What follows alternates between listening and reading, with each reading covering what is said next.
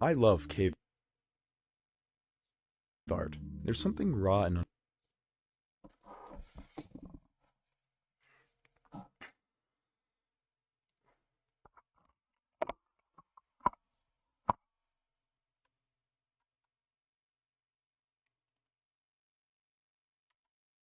Hello, hello. Here I am. So let's start from watching the video why this 2000 years old painting terrified archaeologist. I love cave art. There's something raw and unfiltered about it. So simple, yet so profound. The lions of Chauvet look like they're mid-pounce, frozen in motion. Others are strange and symbolic. Spirals, grids, abstract shapes we don't fully understand. And then there are the handprints. Someone 30,000 years ago pressed their hand to the wall and left a mark. I was here. I existed. These aren't just paintings. They're messages, direct links to the minds of people who lived and died in the Paleolithic. They show us how they saw the world, what they valued, what they ate, and sometimes, what they feared. Because not all cave art is about animals or hunting. Some of it's darker. Images Maybe that's painting about the something unknown creature, which has been captured, which has been drawn by the prehistoric person, or some event which happened before, like massacre or massive war or something like this between the tribes. of people, speared, splayed out, dying. Moments of violence captured in ochre and charcoal. So what do these images mean? Were they stories, warnings, memories? Today, we're digging into the oldest art on Earth, and what it might reveal about the violence of the world that made us. Our story doesn't begin in the caves of France or Spain. It begins much earlier, and much further south. At a cave called Blombos, near the southern tip of Africa, archaeologists have uncovered some of the earliest known examples of symbolic behavior by Homo sapiens. Pieces of ochre engraved with crosshatch designs dating back more than 70,000 years. Shell beads, likely strung onto necklaces. Bone tools used to mix pigments, and even abalone shells used as paint containers, essentially prehistoric palettes. These aren't just curiosities, they're evidence of abstract thinking. And here's where it gets more intriguing. Homo sapiens weren't the only ones doing it. In Spain, inside the caves of La Pasaja, Montreviso, and Ardelez, researchers discovered symbols, red lines, dots, and shapes that are at least 64,000 years old. That's more than 20,000 years before Homo sapiens arrived in Europe. They were likely painted by Neanderthals. So now we know, the impulse to create wasn't uniquely ours. It was something shared, a spark that flickered across species and continents. And as that spark spread, it lit up the world. Cave art appears in Sulawesi, Indonesia around 45,000 years ago. Oh, Images that's of actually pigs and hand stencils on good art, limestone surprisingly. I cannot draw like this. walls. In Borneo, nearly as old, we find paintings of wild cattle. In Australia's Kimberley region, rock art dates back 40,000 years. But wherever you go, one subject dominates the walls: animals. For tens of thousands of years, humans painted reindeer, lions, rhinos, bison, and mammoths in stunning lifelike detail. And yet, strangely, humans themselves are rarely shown. Why? We're visual creatures, children draw stick figures before they can even speak in full sentences. So why did Paleolithic artists avoid their own kind? And why, when they finally did paint humans, they were sometimes shown bleeding, broken, or dying? There's a long-standing myth in anthropology called the noble savage, the idea that early humans lived in peaceful harmony with nature and each other, free from the corruption of modern civilization. It's tempting to believe. I have spent hours staring at Ice Age cave scenes. Cultures like the Aurignacian, Gravettian, and Magdalenian left behind art that is shockingly vivid. Herds of horses, beautiful bison, and lions pacing together in groups. The aesthetic is powerful. It invites a kind of prehistoric nostalgia. But if you linger long enough, that illusion starts to crack. Because among all the majestic animals years BC, boys. Sometimes you see something else. A person, face down, riddled with spears.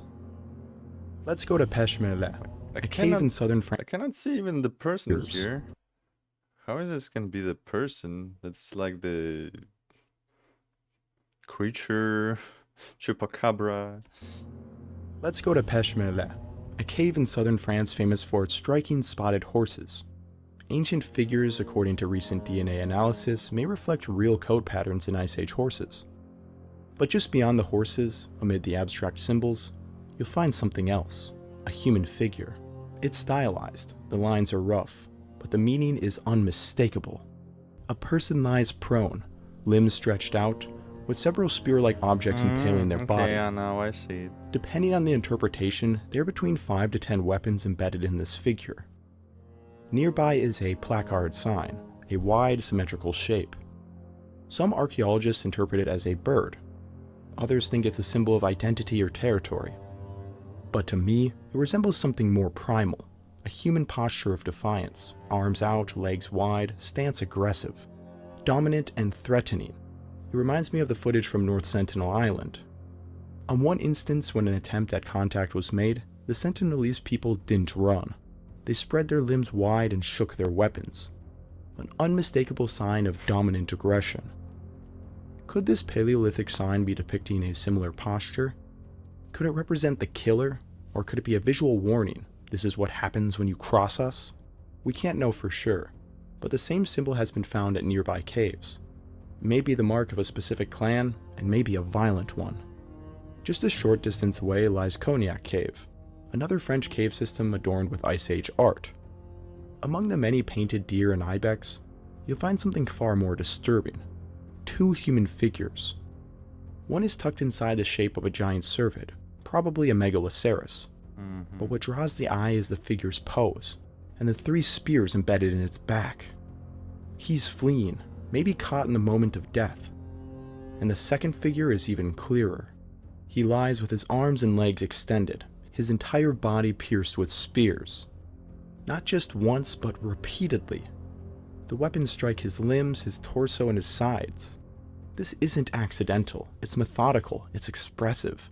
It's a depiction of murder. But why paint like this? Why record it? What kind of world were these artists living in? It's easy to imagine the Ice Age as either brutal or idyllic, depending on your perspective. But when you dig into the numbers, the picture becomes idyllic. Cannot get it. Much more nuanced. At the height of the Upper Paleolithic, say around 37,000 years ago, Europe likely had fewer than 4,000 Homo sapiens. That's less than the crowd at a high school football game, spread across an entire continent. Their population density was about 3 people per 100 square kilometers. Now compare that to Mongolia, which has around 200 people per 100 square kilometers. So yeah, there was not a lot of people in Paleolithic Europe. Most Paleolithic humans lived in bands of 15 to 30 individuals. Often more than half were children. These groups were mobile, fluid, and dependent on close cooperation to survive.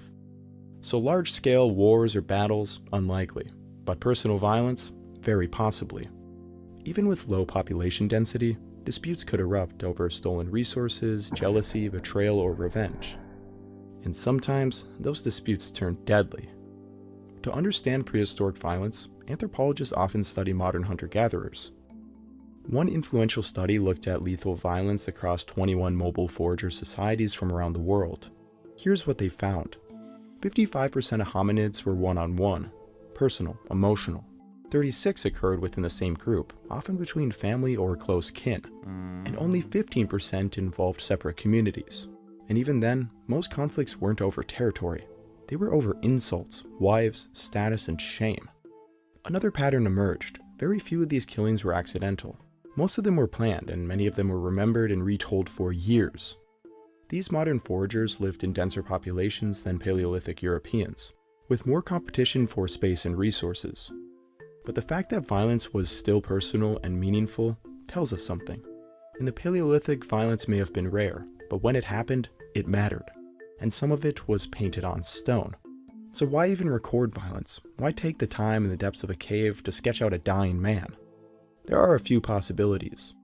Maybe these were real events, murders or executions that the community wanted to remember. Or maybe they were a visual lesson. This is what happens to traitors, to cowards, and those who break the rules. People forget that a lot. That makes sense.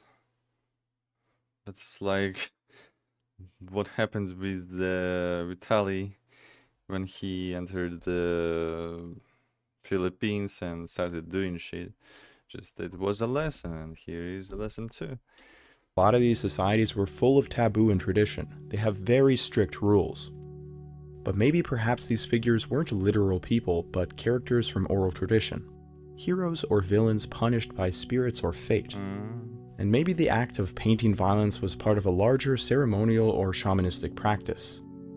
We will never know for sure, but one thing is certain. The artist didn't paint these scenes by accident.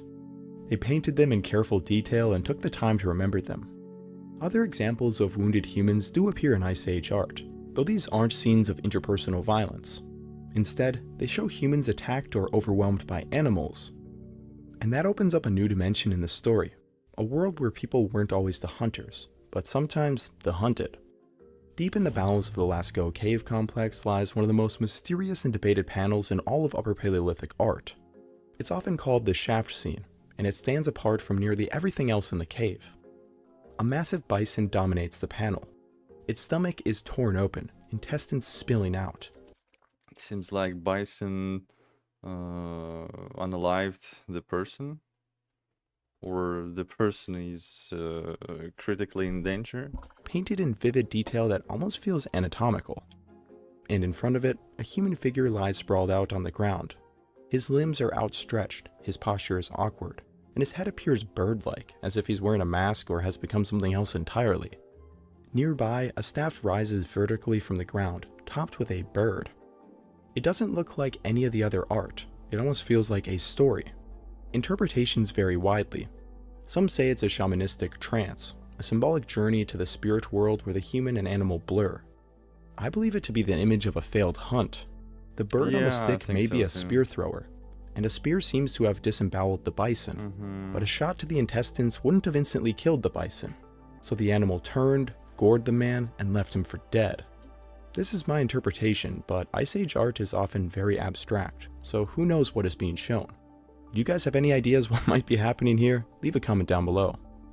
At another site called Roc de Sèze, excuse my French, we find a very unusual image, this time sculpted rather than painted. Along the carved frieze, a human figure appears to be in motion, possibly fleeing from a large charging animal. The beast, likely a bison or aurochs, leans forward aggressively, its body low and fast, frozen mid-strike. The human figure is caught in a dynamic pose, arms raised and body recoiling. There's a sense of energy in the stone, an implied moment just before impact or just after escape. Some scholars believe that this might reflect a symbolic chase, and others see it as literal danger remembered in stone, the moment when a hunter misjudged their prey and now they're facing the consequences. It's one of the few surviving moments in which Ice Age artists show the cost of failure. There also may be a comedic element. Something about how the man is depicted is just kind of hilarious. His little crouched posture and nonchalant facial expressions could make it on a meme. Last man in 100 men versus gorilla. Yeah. Like the Benny Hill show. At Galaboo Cave is found one of the more unsettling human-animal hybrids in Ice Age art. A creature is carved or scratched into the wall, its body unmistakably bison-like, but its torso and limbs humanoid. The head is ambiguous, it might be wearing horns or maybe a mask. Or it might be something in between, neither man nor beast. But the figure also seems wounded. Incised lines suggest injury or pain. Its posture is twisted as if it's writhing.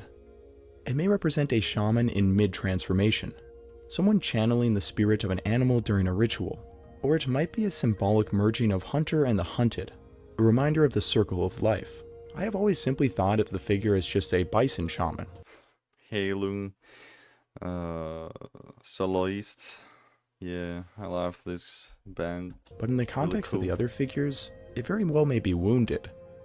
If Ice Age European shamans dressed up in bison costumes, This is also very fascinating because various indigenous cultures of the North American plains would wear bison costumes during ceremonial practices. Though there is probably not a direct connection, it is just so fascinating to me that both cultures, separated by time and continent, could come up with such a similar concept. The scenes from Lascaux, Roc de Serre, and Galabou aren't just records of violence. They don't seem literal in the way Peshmerli or Cognac might be. Instead, they feel symbolic, something between memory and myth. We don't know who these figures were meant to be. Maybe they're not people at all, but characters in long-lost stories. Yeah, These I Ice Age think that is literally Minotaur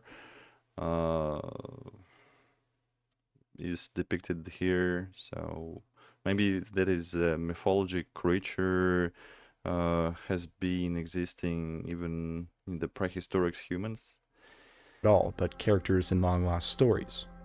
These Ice Age cultures were certainly very complex, rich with belief, ritual, and imagination. Their myths were probably as strange and vibrant as anything from ancient Greece or Mesopotamia.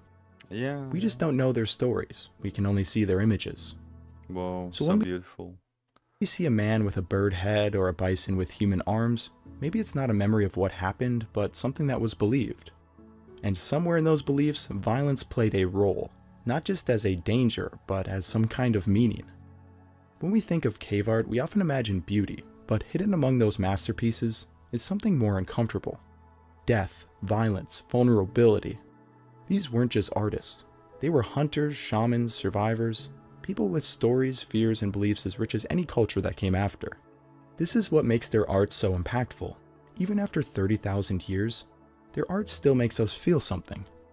It reminds us that behind every mark on the cave wall was a person, not so different from us, trying to make sense of their world.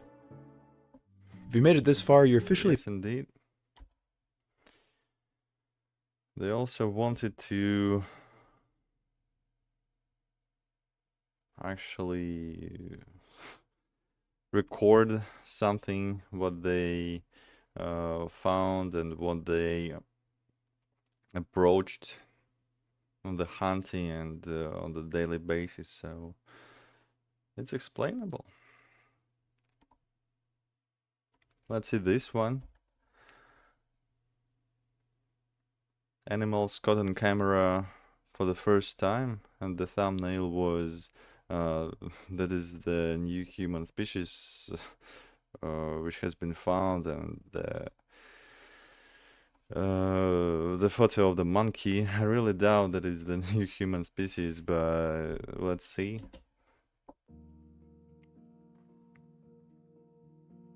Cameras are an incredibly useful tool for science, and they're being used more and more to document animals and their behaviors that have never been documented before.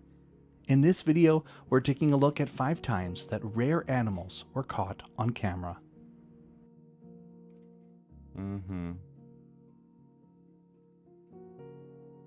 Rats. These pests have caused environmental harm all around the world and are a source of fear for many.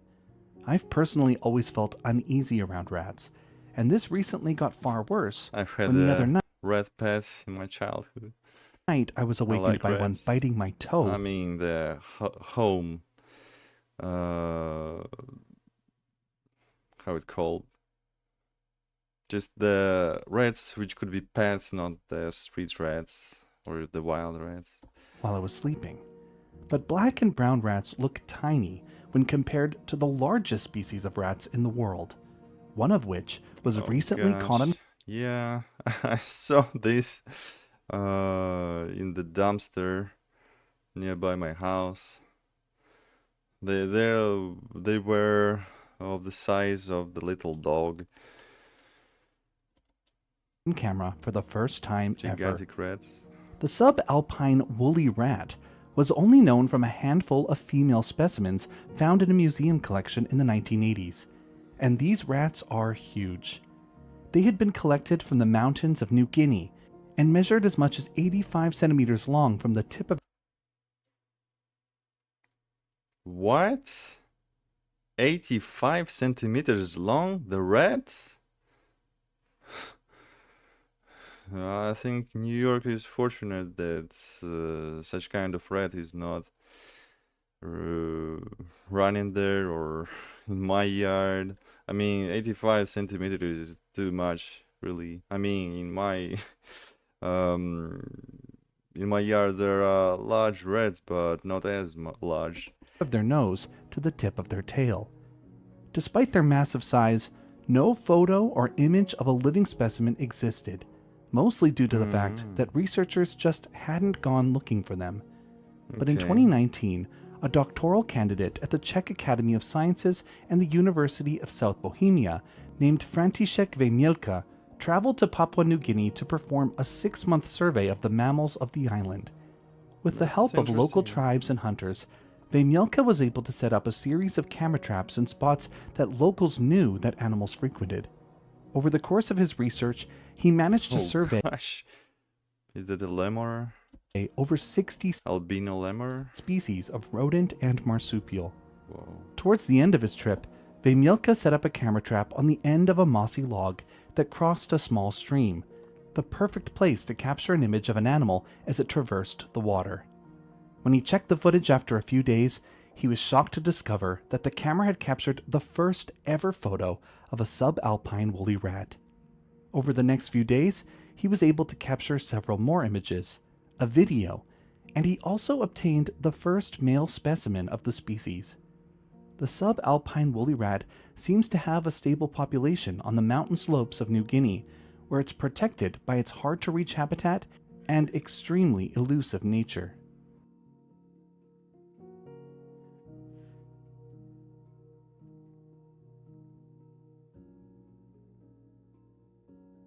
Yeah, we don't know many species even on land, because the many places like the bushes, the deep bushes, are not that reachable for us, and we didn't really capture any animals from them, from the New Guinea or the rainforest of the Brazil. So yeah, I think there are many species like that which are hiding from us, not only in ocean but on land as well.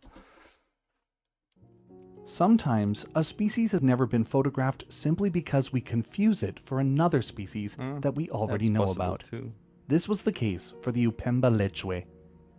The species is concentrated in the flooded plains of the Kabengele in the Democratic Republic of Congo, an area of less than 100 square kilometers. That is the democratic, but it's only found in an nice. extremely remote region of Upemba National Park, and for decades it was assumed to just be a population of red lechwe, a species that is far more widespread.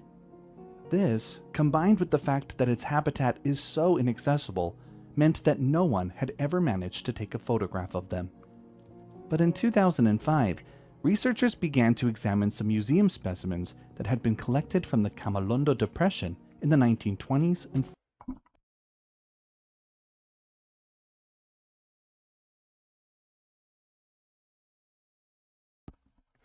40s. Sorry, I sneezed. And they were surprised to discover that they were in fact their own species. And by this point, they were in peril. Armed conflict and militia activity in the Congo had led to food insecurity across the region. As a result, human populations relied more and more on bushmeat for sustenance, and it's believed that thousands of Upemba lechwe were hunted over the years as bushmeat. At the time of the last scientific survey in the park in the 1970s, it was estimated that at most 22,000 lechwe antelopes survived there. But by 2025, researchers were curious to know how many survived.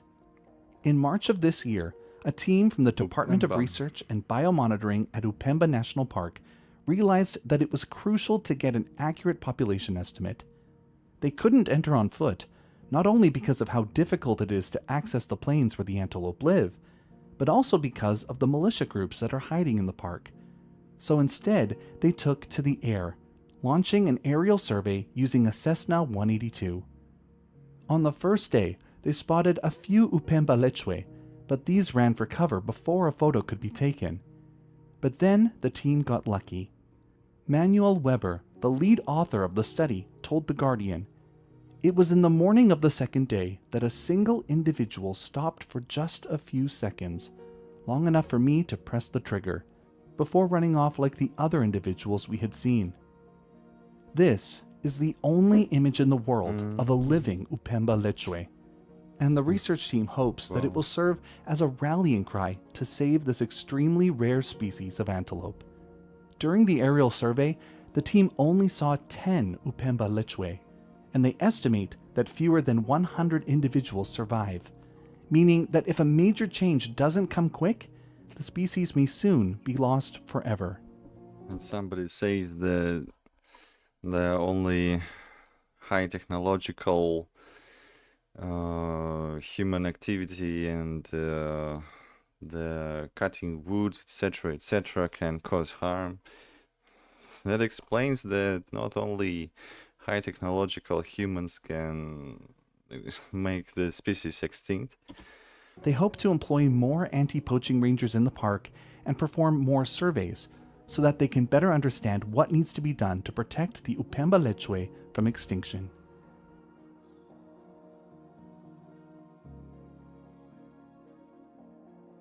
There are at least 27 species of Gainon monkey found in Africa. These monkeys are known for their striking facial patterns and diverse ecology, and the newest species to science is the Lasula. In 2007, this monkey has been on the and diverse thumbnail. Ecology, and the newest species to science is the Lasula. Interesting looking monkey. In 2007, a Congolese schoolteacher was visiting family in the town of Opala. He noticed that his niece was keeping a monkey as a pet, but it looked unlike any monkey that he had ever seen before. Looks like a little furry human. He contacted researchers who were conducting biodiversity surveys in central Congo, and they came to visit the village. Just like the schoolteacher, they didn't recognize the monkey in question. It bore some resemblance to the owl-faced monkey, but its markings were different. It had a pale face framed by golden blonde fur, deep-set human-like eyes, and a largely hairless blue perineum, features not known in any documented species. It was possible that this pet monkey had been captured far away and sold locally, or perhaps it was a strange hybrid specimen. But after speaking with local residents, the researchers learned that this monkey was actually well known in the area. In fact, people in the towns all around the Lomami River had a name for this species, Lasula. Targeted field surveys in the forest south of Opala were launched, focusing on the areas bounded by the Shuapa, Lomami, and Lualaba rivers. But finding a living Lasula was proving harder than expected. The researchers were able to record their vocalizations, perform DNA analysis, and examine their skull morphology, leading to the species being described in 2012. But still, they just couldn't seem to observe enough of the monkeys to learn much, if anything, about their ecology. Lasulas are one of 6 species of game. He looks so distinct. Especially this one. Non-monkey found within their range. But when canopy surveys were done, the other 5 species were being spotted regularly, but the Lasula almost never appeared.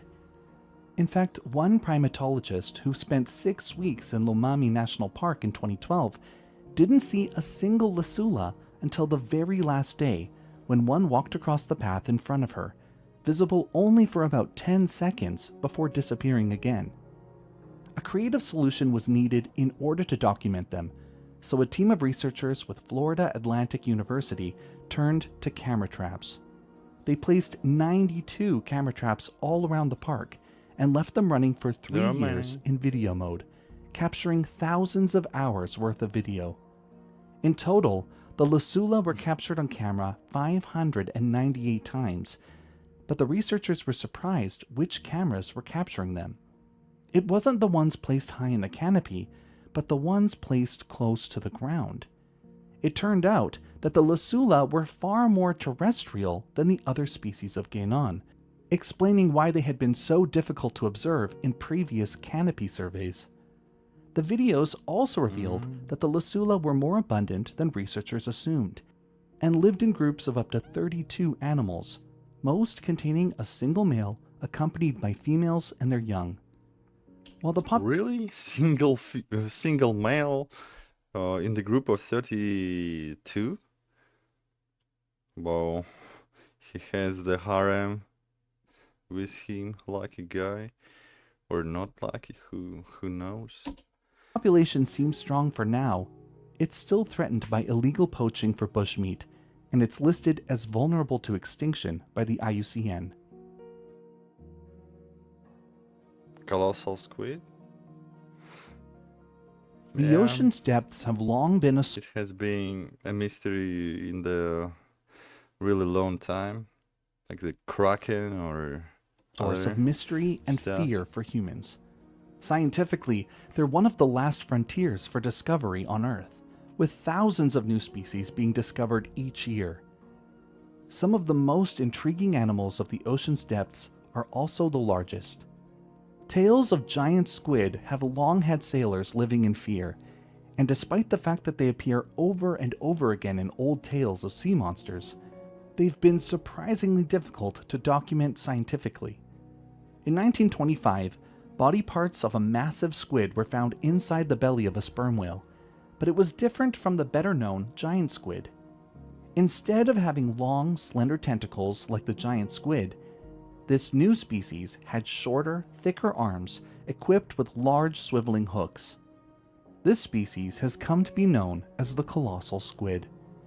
In the years that followed, it became one of the most legendary deep-sea creatures, having a massive body, eyes the size of dinner plates, and rotating three-pointed hooks on its arms.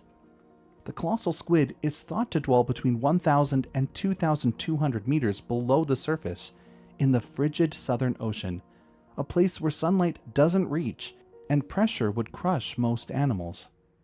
Very little is known about its life cycle or reproduction, and until recently, our only physical evidence came from a few dead specimens pulled up accidentally by fishing boats. While hypothetical sightings of live colossal squid did exist, there were no confirmed sightings of a living specimen. But in 2024, a video began to circulate that purports to be the first confirmed sighting of the species to ever be recorded. Researchers from the Schmidt Ocean Institute captured this video using a deep-sea submersible Glowing? in Antarctic waters. They were surveying the ocean Didn't floor expect when a it's glowing. ghostly shape appeared just at the edge of visibility. As their lights adjusted, it came into view. The squid in the video isn't big. In fact, it only measures about 30 centimeters long. But one specific feature suggests that this is in fact a juvenile colossal squid. On each of its 8 arms, it's equipped with unmistakable curved hooks. After hovering in the light for just a few seconds, it slipped back into the darkness and out of sight. The footage is brief, but its implications are enormous. For nearly a century, this species has eluded direct observation, but now, with this video, the colossal squid has been observed as a real, living creature, surviving in the most remote and hostile sea on the planet. The beer? The largest terrestrial animals in South America That looks are the prehistoric. tapirs. The largest species, the South American tapir, can weigh up to 320 kilograms and measure over 2.5 meters long. Despite their size, they're rarely seen, being shy, solitary, and mostly nocturnal. A century ago, the South American tapir ranged from the northern coast of Colombia down to the southernmost parts of Brazil. Brazil's Atlantic forest was once a vast ecosystem that was one of the most species-rich places on Earth. Why was? In fact, it rivaled the Amazon in terms of biodiversity. But as the forest was cleared for timber, cattle, and crops, sightings of tapir became increasingly rare. The last confirmed record of a South American tapir in the Atlantic forest was in 1914, in what is now Serra dos Orgulhos National Park. But with nowhere left to live, they disappeared from the remaining remnants of the forest entirely. For more than a century, no tapirs were seen in Rio de Janeiro state, and it was feared that there was no hope for their return. In early 2024, researchers with the Rio de Janeiro State Environmental Institute began installing a network of camera traps throughout Cunhambebe State Park, a 38,000-hectare expanse of protected Atlantic forest spanning several municipalities. The goal wasn't to find tapirs, but to monitor the overall biodiversity, looking for signs of elusive mammals like pumas, ocelots, and rare primates.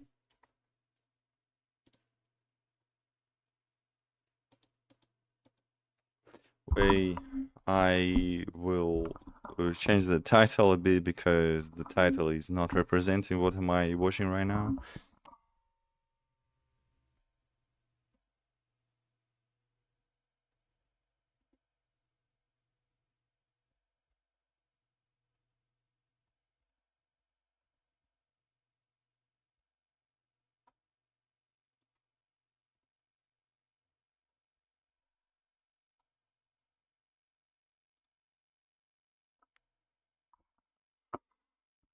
Okay, here we go.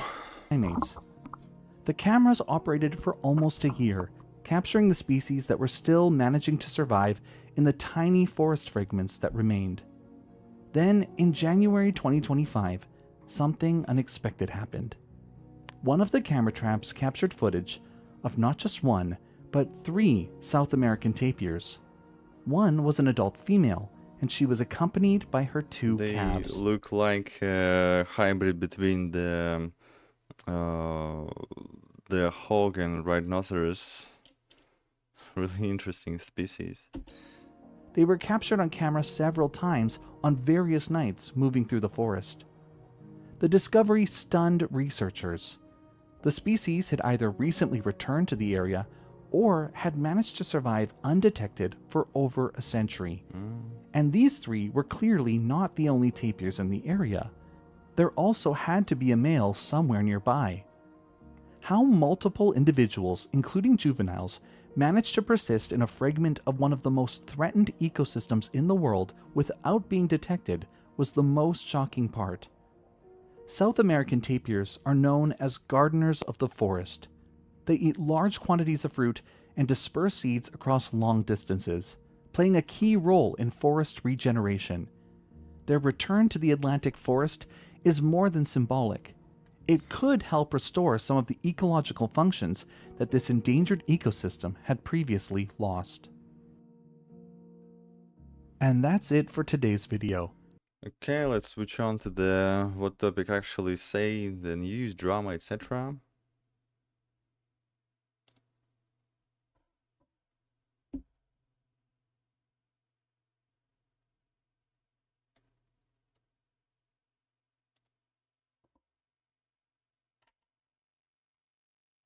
I cannot believe the Let's do the drama first. words that are about to come out of my mouth. Get what you freaking deserve. And the thumbnail was about the iDubbbz with his girlfriend smiling. But yeah, he pretty much destroyed his career and loyalty of his audience by his recent actions and careless behavior in his events, so that's expected. the whole iDubbbz And the recent drama with H3 is also showing who this guy is. Actually, right now, that's sad because he was quite big and quite different from what he is now. Maybe this girl broke him completely.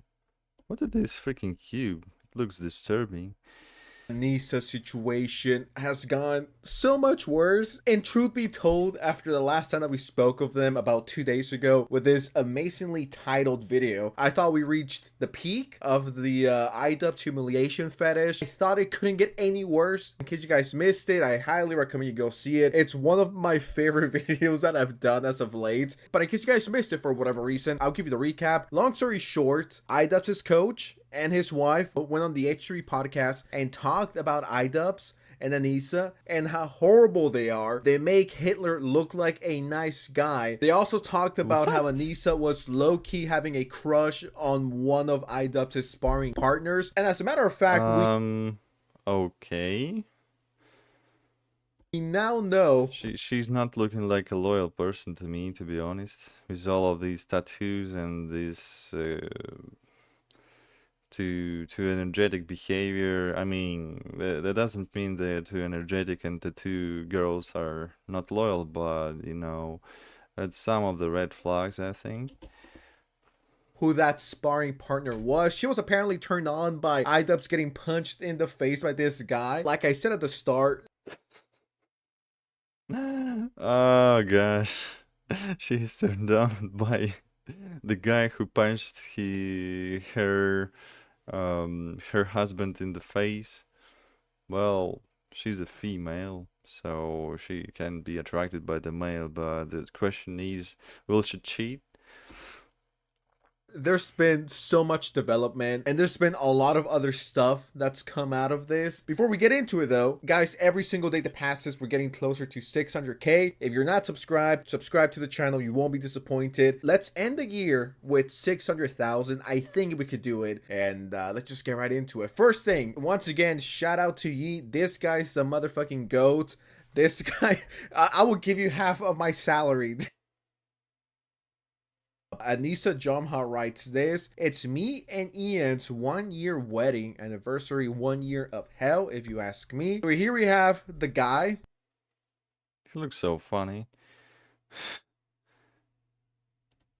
The sparring partner of iDubbbz. And you know what, I'm not gay, but if I was there when he was beating up iDubbbz, dude, I might be bricked. I might be bricked up. This is how Ultimate Sigma sit down, and this is how Ultimate Sigma. betas sit down.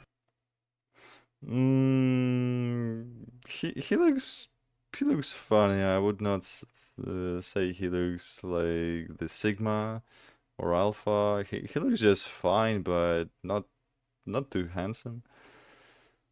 I mean, just look at iDubbbz. He knows he's sitting in his throne tonight. And by throne, I obviously mean the cuck chair. Imagine your wife having a crush on the guy that's beating you up, and you're just sitting there like a goofy retard, just taking it. Yeah, it's okay. Well, you guys fuck. I'm just gonna go play Mario Kart on my Nintendo Switch 2. One of the lamest consoles to ever come out. Now I'm gonna get doxxed by Nintendo fans. You guys have fun. Do you guys want me to bring you condom? Gabe, can I bring you a beverage? I mean, you're gonna put in one hell of a workout on my wife. My house is yours. As a matter of fact, I'm gonna move out.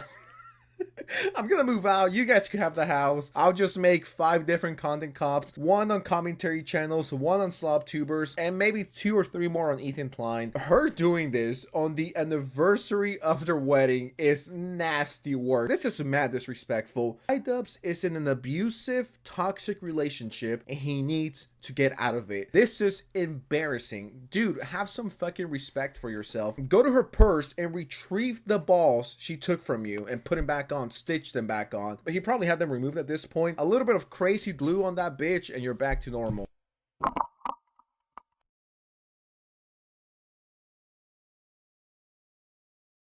What is happening today? She unironically destroyed your life.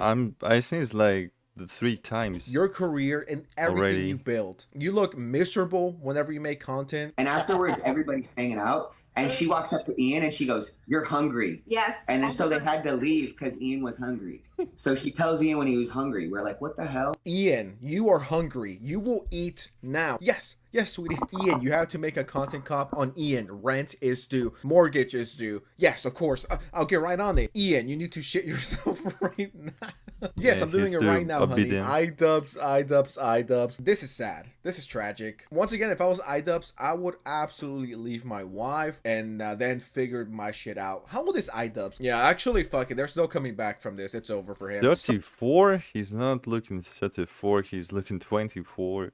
I thought he's like at least 29. Something else that I forgot to mention because I missed it was the fact that Ethan Klein I mean, donated he's relatively young, but not as young as I thought. $5,000 towards the coach because iDubbbz didn't pay him. Be ponying up for the right cause. It is not right that he stiffed you guys.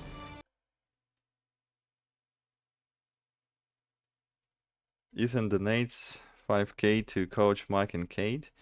It's the same amount that they were supposed to receive as bonus from Ian and Anissa, but never got. It is not right that he stiffed you guys. He's so much hyping on this situation. The situation about actually iDubbbz is content cop. I think he milked this situation really nicely, and the people actually on the H3 side, so that's cool. I appreciate his behavior here. But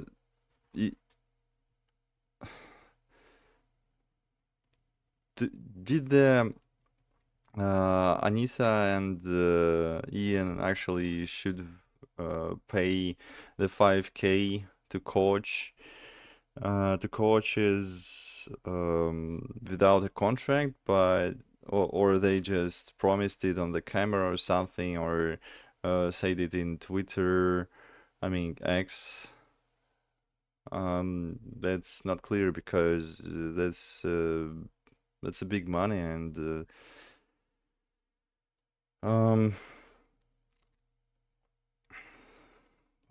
do the coaches actually want to go to the court to sue the Ian and Anissa for not being the trustful contractors? I mean, the people who are signing the contract with. I'm going to be sending you guys $5,000 for the bonus that you never got. Oh my god. Because he should have never fucked you guys. That's insane. It's my That's pleasure actually to do it. insane. I'm going to send you guys that money. You should have got more than it from him, frankly. But once again, let's just bask.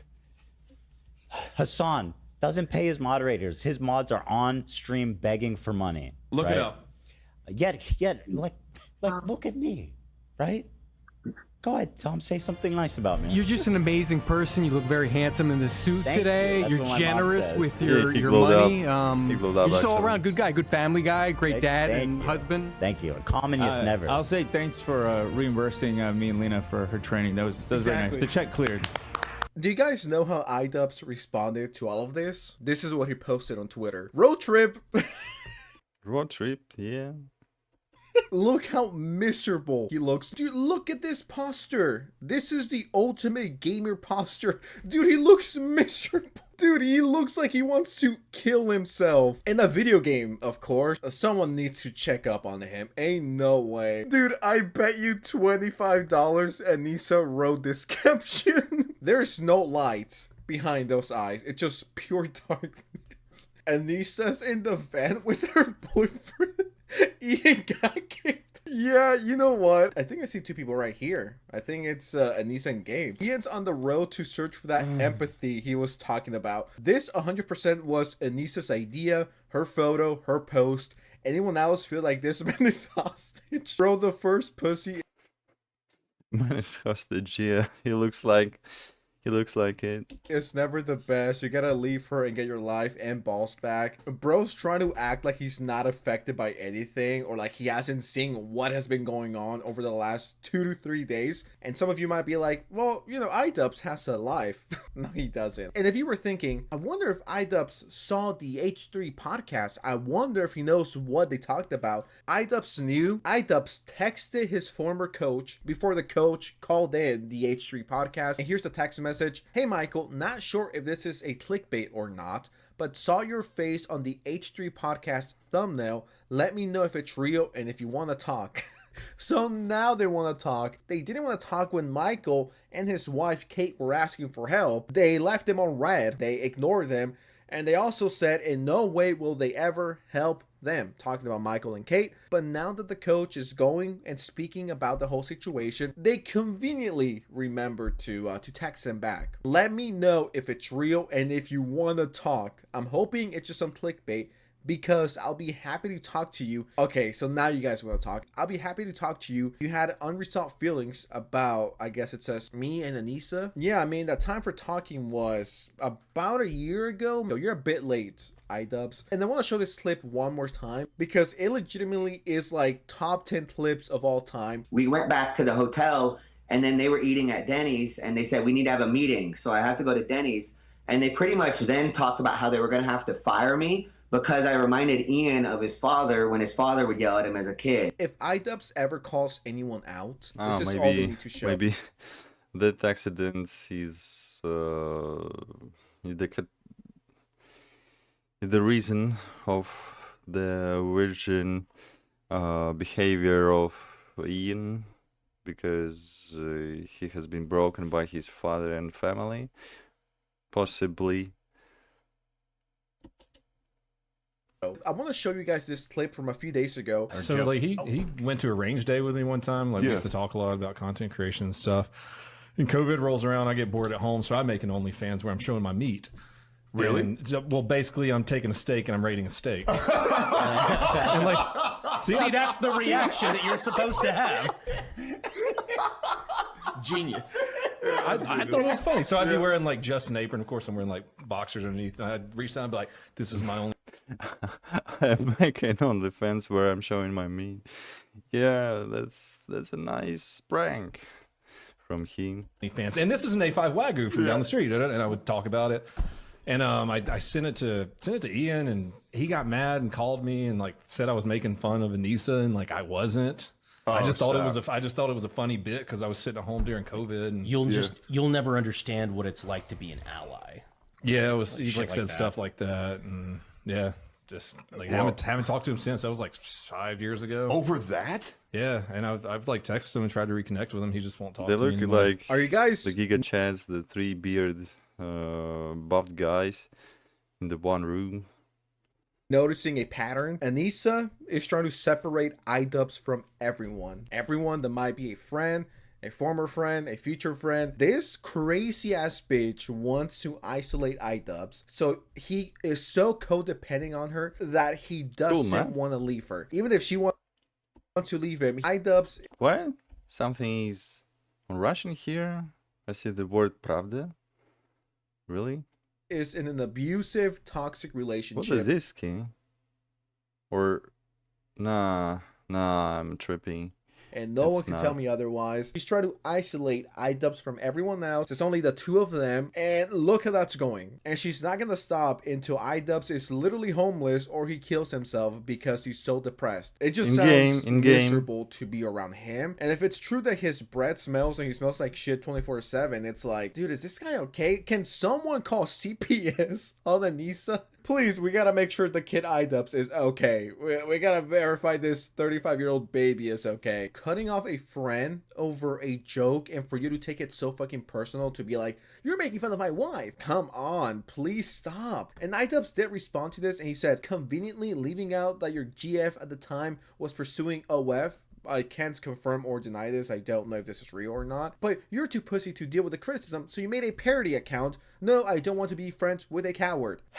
Man, no, this cannot be real. Top 5 worst responses of all time. I don't even need to say anything. That is a horrible reply. And of course, who could forget this video right here? He was in the shower, like coughing in the morning, and I filmed it because I thought we were going to do a documentary. So I like filmed him coughing in the shower. All night he was coughing. I was like, oh my God, this is going to be so bad. He also had fractured shins, but like you can fight on fractured shins, but you couldn't be as bouncy. But we found that out. People are going to be saying excuses for the fight from a year ago. Let me just add, he still would have lost to Dr. Mike, even if he could breathe and didn't have. Bro, why would she say this? Why is your wife your biggest op? Why don't you stand up for yourself? Let me just add, he still would have lost to Dr. Mike, Yeah, even if. he lost his balls in his wife's purse, like this guy said before. That's sad to see. He could breathe and didn't have fractured shins.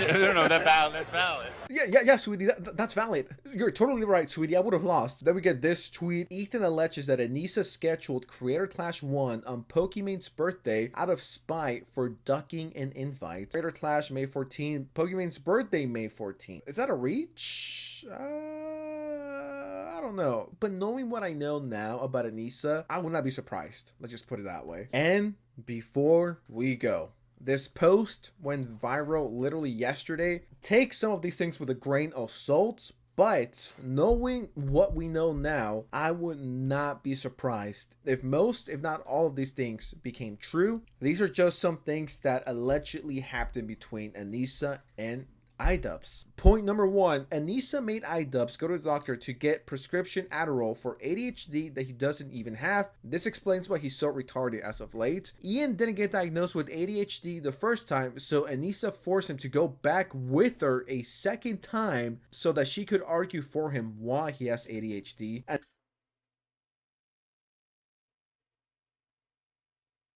so she wanted to go with the doctor.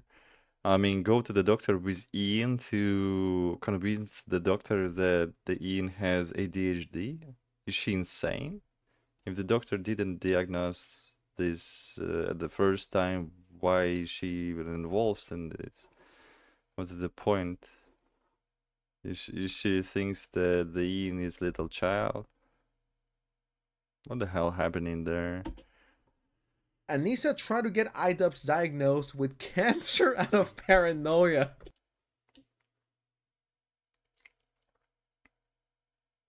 What? That's insane. That's actually insane to force to force such diagnosis to be actually diagnosed on her boyfriend. That's too much already. Alright, I don't know if I believe this one, but I will not be surprised. iDubbbz said he finds it hard to speak for himself whenever his wife isn't with him. I believe this. Anissa once said she had a nightmare where Ian got her pregnant. Valid nightmare. I don't blame Anissa for this one. Anissa once forced iDubbbz to pull over on a highway so she could walk home because of an argument. If I was iDubbbz, I would have fucking left her there. Anissa took her wedding ring off last time she went to his son biker's house. Oh my god. She wanted to get some smash. No way. I can't. Fake or real, this shit's hilarious. Anissa has said before she wishes Chris Raygun was her Who is that? Anissa has said before she wishes Chris Raygun was her boyfriend instead of iDubbbz. Once again, I don't know if this is real or fake. It just went viral and I saw it on my page and I was like, yo, I gotta talk about this. This shit's hilarious. God, the humiliation fetish of iDubbbz does not stop. Oh, that's actually Pravda. That's weird. Why is this actually written here on the randoms key? Last but not least, is the Cyrillian alphabet. Alphabet is stylish right now. I want to show you guys this clip. That, like, you know, Anissa, we're very disappointed in you and Ian for never promoting us and giving us credit for anything. And the fact that you still continue to this day, like, not give us credit for anything, it would make me feel better if you would take down that photo that I took of you and Michael boxing together. I know you like to put it up on your Twitter account and all your media outlets because you still want to flex that you're a boxing expert. But please take that video down because it tarnishes our brand and I don't want it on there. you know, and you don't support us, so take it down. That seems like a modest. I love that there's an account dedicated to this. Has Anissa deleted her pinned tweet yet? This account will provide daily updates on the current status of Anissa's pinned tweet. But apparently the account got blocked. Anissa knows this account exists and she blocked it. And what's even funnier is the fact that her tweet got community. Her tweet got community noted, and it says, IDubbbz's former boxing coach alleges unpaid bonuses, being fired for reminding Ian of his dad, and politely asking Anissa to take this training video down. Anissa, take this video down. Everyone who's watching this and who has a Twitter account, go remind her to take this video down. You are not a boxing expert, you fucking suck, and you will get knocked out in 2 seconds. Do everyone a favor and delete this shit. This is embarrassing. They've asked you nicely to take it down. You still haven't done it. You still got time, little bro, so go take care of that. But anyways, that's enough. That's about all I could take for now, and I think I covered everything I wanted to talk about. I wasn't kidding when I said it got worse. I don't lie. Anyways, with that said, thank you so much for watching. I appreciate it.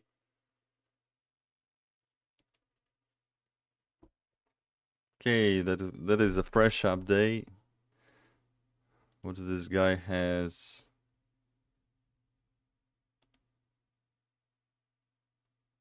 Yeah, that's 1 day ago. Welcome back, so it's a fresh update too.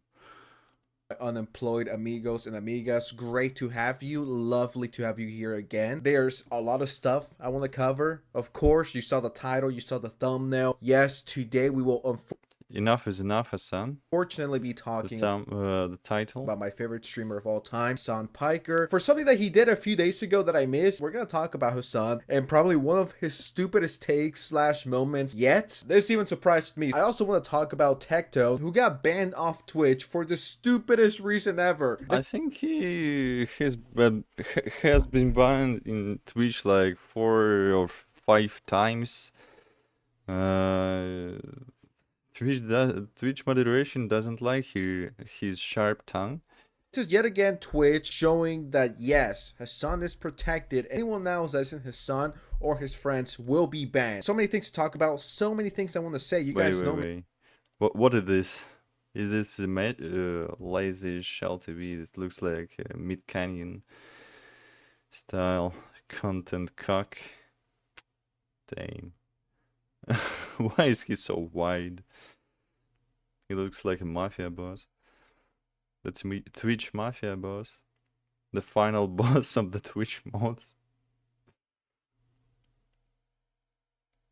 And his virgin friend. His son or his friends will be banned. So many things to talk about, so many things I want to say. You guys know me, I'm a professional yapper here. Before we get into it, if you haven't already, make sure you're subscribed. Every single day we're getting closer to 600k. I want to hit 600k before the end of the year. I think that's possible, so make sure you're subscribed, and if you're not, you will not regret it. And if you regret it, you could sue me, okay? Well, maybe don't do that, please. Now that everyone here is subscribed, we could get right into it. About 2 days ago, this clip of Hassan Piker went viral, and they asked him, yo, Hassan, what's your favorite flag? Well, I've just... Piker went viral. What? Terror group that executes gay people right in front of a pride flag. That's too hypocritical. What is your favorite flag? Yeah, exactly. So that probably the covered Palestinian flag, and that is pride flag. That's so two-faced. And they asked him, yo, Hassan, what's your favorite flag? Well, I've just let Hassan embarrass himself for me. Oh, let's talk about our favorite flags. Oh, like overall, what my favorite flag? Yeah. Hezbollah. Look it up. Oh. I'm not even kidding. It's actually a dope flag. I don't know flags. Hezbollah. This is a. You know what? I'm gonna be Azbic. brave. Come on. My favorite flag. It's got an AK on it and a fucking hand holding it up. Wow. Son. Or We might have to cut this. We're behind the paywall. It's fine. Now, because you guys don't know, the flag that Hassan is talking about is this one right here. You know what you're doing saying this kind of retarded shit online. So this is the flag. This is Hassan's favorite flag. And you might be thinking to yourself, yeah, Sans, who cares? They're just trying to milk this because rent is due. And you're right about one thing. Rent is due. You might be like, yeah, Sans, what's the issue with the flag? Now, I didn't know this until I started reading the comment section. And apparently this guy right here, and correct me if I'm wrong, but apparently this guy right here is gay. You might be like, okay, whatever, how is that relevant? The flag that Hassan said was his favorite doesn't really like people from that community. I asked my best friend, the expert, ChatGPT, the only person I talk to, because I have no friends, I asked ChatGPT, does Hezbollah support LGBT? No, Hezbollah does not support LGBT rights. The organization has taken a strong anti-LGBT stance with the leader Hassan. Is this Hassan's real name? Hassan Nasrallah. So this is what he does on Hassan's real name. Hassan is the secret leader of the Hezbollah.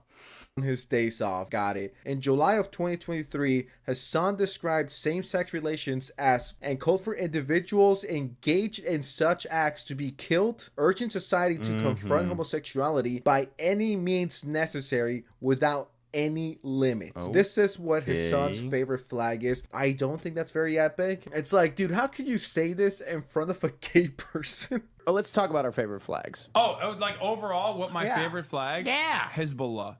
Look it up. Oh. I'm not even kidding. It's actually a dope flag. I don't know about that one, Hassan. Not very progressive of you. Not very epic. Now, can you imagine if someone were to ask Asmongold or any of Hassan's ops what their favorite flag was, and they were like, my favorite flag is the flag that Germany held during the 1930s and a little bit of the 1940s. That's my favorite flag. Hassan would have had a mental breakdown and made like 10 Asmongold videos about how this proves that Asmongold is a Nazi. I guess this is what Hassan supports in the low key. And what do we have here? Is this a live pic of Hassan Piker waving the flag? Now, I'm not a fan of this flag. I've been looking sick for almost 100 years. Now, that's a dope ass flag. I'm not a big fan of the yellow background, if I gotta keep it real with you guys. If I were to rate flags, right? Number one would be the Nazi flag. Number two, I'm already pushing it with the 1940s flag over here. If anyone cares what my top 5 flags of all time are, please feel free to ask me on Instagram. Link below. Now, did Twitch do anything about this? No. No, of course not. If anything, they probably gave him a nice little bonus for promoting terror. The time code, 4 minutes.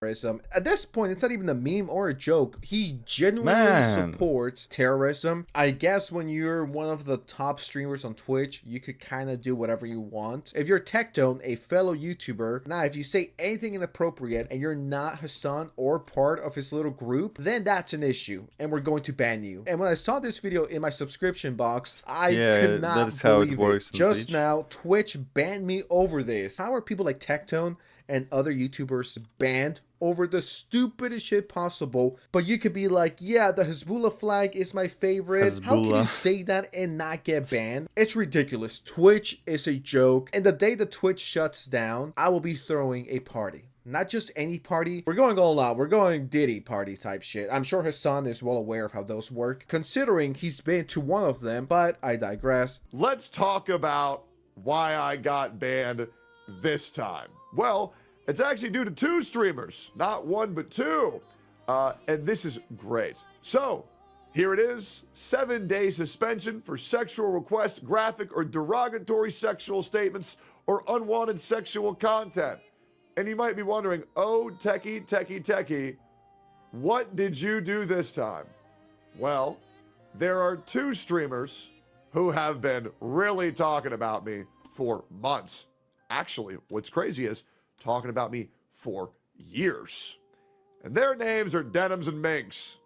Yep. Oh, man. You know where this is going, guys. So this is a whole clip of Denims mocking my trauma about worrying about my father when I told a story about how when he was deployed, he got his legs the skin of his legs completely blown off, as well as his ear cut off in the war, and her laughing in my fucking face and saying that he fucking deserved it, and that I probably made up the entire story. She's close to the Twitch stuff, as you know, and she kind of affects all of these decisions about the banning. Yeah, I got it right now. First clip. Here's the second one. This is Denims calling me a sexual predator on Kick. Very fun. To a total of, time of recording, 47,000 people. But if we go further, it actually reached 1 million people. And trust me, Denims and I have a very shady history because I don't know why. This woman is absolutely obsessed with me. Now, here is Denims once again calling me a rapist and saying I can't sue her because it's not defamation, because in her words, I did that shit. The reason Tectone can't sue me is because he did that shit. And there's a whole bunch of other goodies in that clip. Calling someone a rapist, a pedophile, and the comments about his dad are just fucking disgusting. These people claim to be nice. These are the progressive, nice, positive Twitch streamers y'all got. No, Tectone is not a They're just too progressive to act sane. rapist. No, Tectone is not a pedophile. And anyone that legitimately thinks that is just fucking retarded. Like, you could dislike him, right? Just like you could dislike anyone. But making up lies about him like this, and these are not like small little rumors, like, look what Tectone did. It's not small gossip. This is stuff that's reaching millions of views on Twitter. And do you think people double check or verify this shit? Of course not. They're gonna see Tectone the rapist. Oh, okay. I'm just gonna run with it. Tectone the pedophile. Okay, I'm just gonna run with it. When that never happened, was Denims banned for this?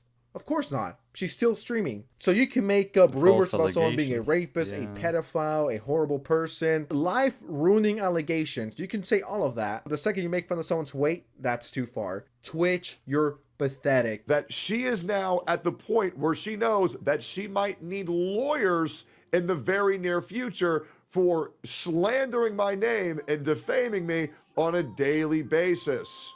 Yes, a woman who has gone live and attempted to call me a criminal, call me a rapist, tell me my father deserved to have his legs blown off and his ears cut off, which, by the way, she also calls my father a rapist as well, which is crazy because if you look into the court documents, the only thing that happened, there was no rape whatsoever. So once again, also lying on the truth. I've also shown documents of that on my Twitter. And the other woman is another woman. Minx.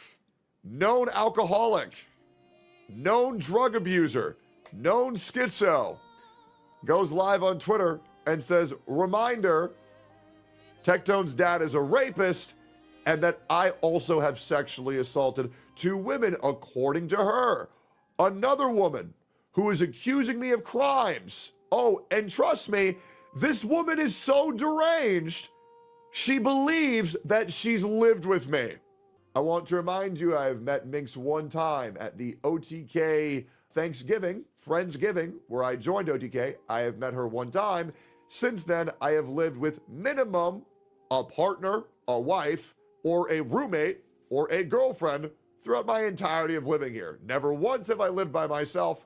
I have always had someone living with me the entire time I've been down in Austin. And this woman is so deranged that she thinks that I lived with her. Nah, imagine being such an alcoholic, you think this. Bitch, are you insane? Put the beer down, okay? Put the fentanyl down, put the drugs aside. Be careful with what you say before you open your stupid ass mouth. And once again, it's unfortunate that people are just going to see the headlines. They're gonna see the Denims pistols tweet. Can do such damage. I never played Halo, actually. It seems like a fun game. Or the Hassan tweet, and they're gonna be like, yeah, Tectone's a rapist, or he's a pedophile. And it's like, these are very serious things. These are career-ending things. If I was Tectone and I was not rich, I would absolutely sue these stupid fucking losers who are slandering my name, who are dragging my name through the mud, to get some easy clicks or some easy views. It's just disgusting. I hate it because it takes attention away from kids that actually need it, and kids that went through that very traumatic experience. The Hassan community, if they don't like you, they're going to call you a pedophile. That simple, that easy. Oh, that guy, I don't like him. I don't know. He probably touched the kid or something. It's like, I hate it. I hate that this is being normalized. I don't know. He probably touched the kid or two back in the day. I don't know. Probably, maybe. yeah. Let's make up some rumors about him. Let's That's fake so some fucked DMs. up. Let's fake this. Let's fake that. Nah, it's disgusting. Hassan needs to go. He needs to be banned. Not for 24 hours. Not for 25 hours. Hassan needs to be banned for a month. But I assure you, I have never lived with this woman. I don't even know this woman outside of a one-time interaction where there was 50 other streamers there. Now, you might be wondering, why did I get banned for 7 days on twitch.tv/Tectone? Just because the Twitch staff don't like him. That's it. That's enough reason, I guess. Why did Twitch deem me worthy of a 7-day ban? Because I called them whores. Yeah, I get it. Yep. That's so fucked I up. called 2 women with OnlyFans whores. Like the horse, which the animal. Which I'm is, kidding. by the way, by definition, a factual statement. OnlyFans girls who are sex workers are prostitutes. Prostitutes are whores. Whores are prostitutes. Prostitutes are sex workers. Based? Twitch, if you're listening to me, Dan Clancy, if you're listening to me for whatever reason, please ban Hassan, Frogan, Denims, ban those 3 content creators because they're ruining your platform. They're burning it to the ground. And if stuff like this keeps going on, it will be the end of Twitch. But anyways, with that said, I am out. It's late. I gotta get some rest. I'm gonna be super busy tomorrow. But the slop will continue, okay? That never stops until I fucking die. Anyways, thank you so much for watching. Appreciate you. In-game, all of love. course. Subscribe to the channel with notifications on. Man, you're too edgy. What?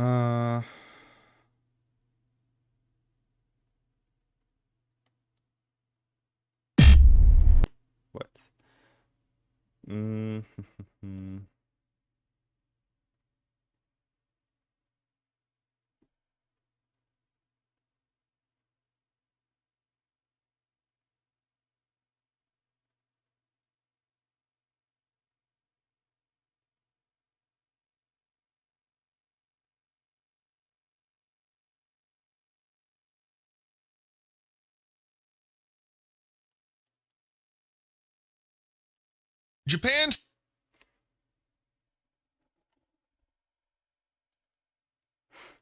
A little bit of news here. I mean, not exactly news, but the similar topic is this is how Japan hides its homeless from the world. Is Japan not as ideal place as media want to show it? Japan says there are no homeless people in the country. 0. Reports show nothing. I really The doubt. streets are clear. On paper, the problem is solved. But that's just an illusion. Russia, there are not many homeless people as well, but they're basically hiding. They're not looking. They basically not considered as the fully the humans in the full meaning of it. The social pressure and the governmental pressure is quite high, and it's hard to survive for the homeless people here as well. There are homeless people in Japan, you just don't see them. They're hidden from sight, off the streets, erased from the stats. In Tokyo, there are no tent cities, and you won't even run into beggars. But it's not because they don't exist. Japan just made sure the homeless stay out of sight. Yeah, that's similar to here. An unobtrusive reminder to do that thing under the video. So it's a Saturday night in Kotobuki. A dozen drunk old men fill up an illegal gambling den tucked in a dimly lit alley. They're betting on motorboat races and other competitions, but even though they're sipping beer and watching rows of TVs, barely anyone has money to actually place a bet. There's just nowhere else for people to be. The truth is they're all homeless, but Japan doesn't admit it. Kotobuki is one of the 3 traditional day labor neighborhoods, also known as a doyagai. People live here in rooms that resemble flop houses neighborhoods? That sounds like a concentration camp. And find odd jobs nearby. The other 2 such areas are Sanya in Tokyo and Kamagasaki in Osaka. Despite being places where people live and work, they've historically also drawn in the homeless and the poor. Volunteers call these neighborhoods towns where people in hardship live within a civilized society.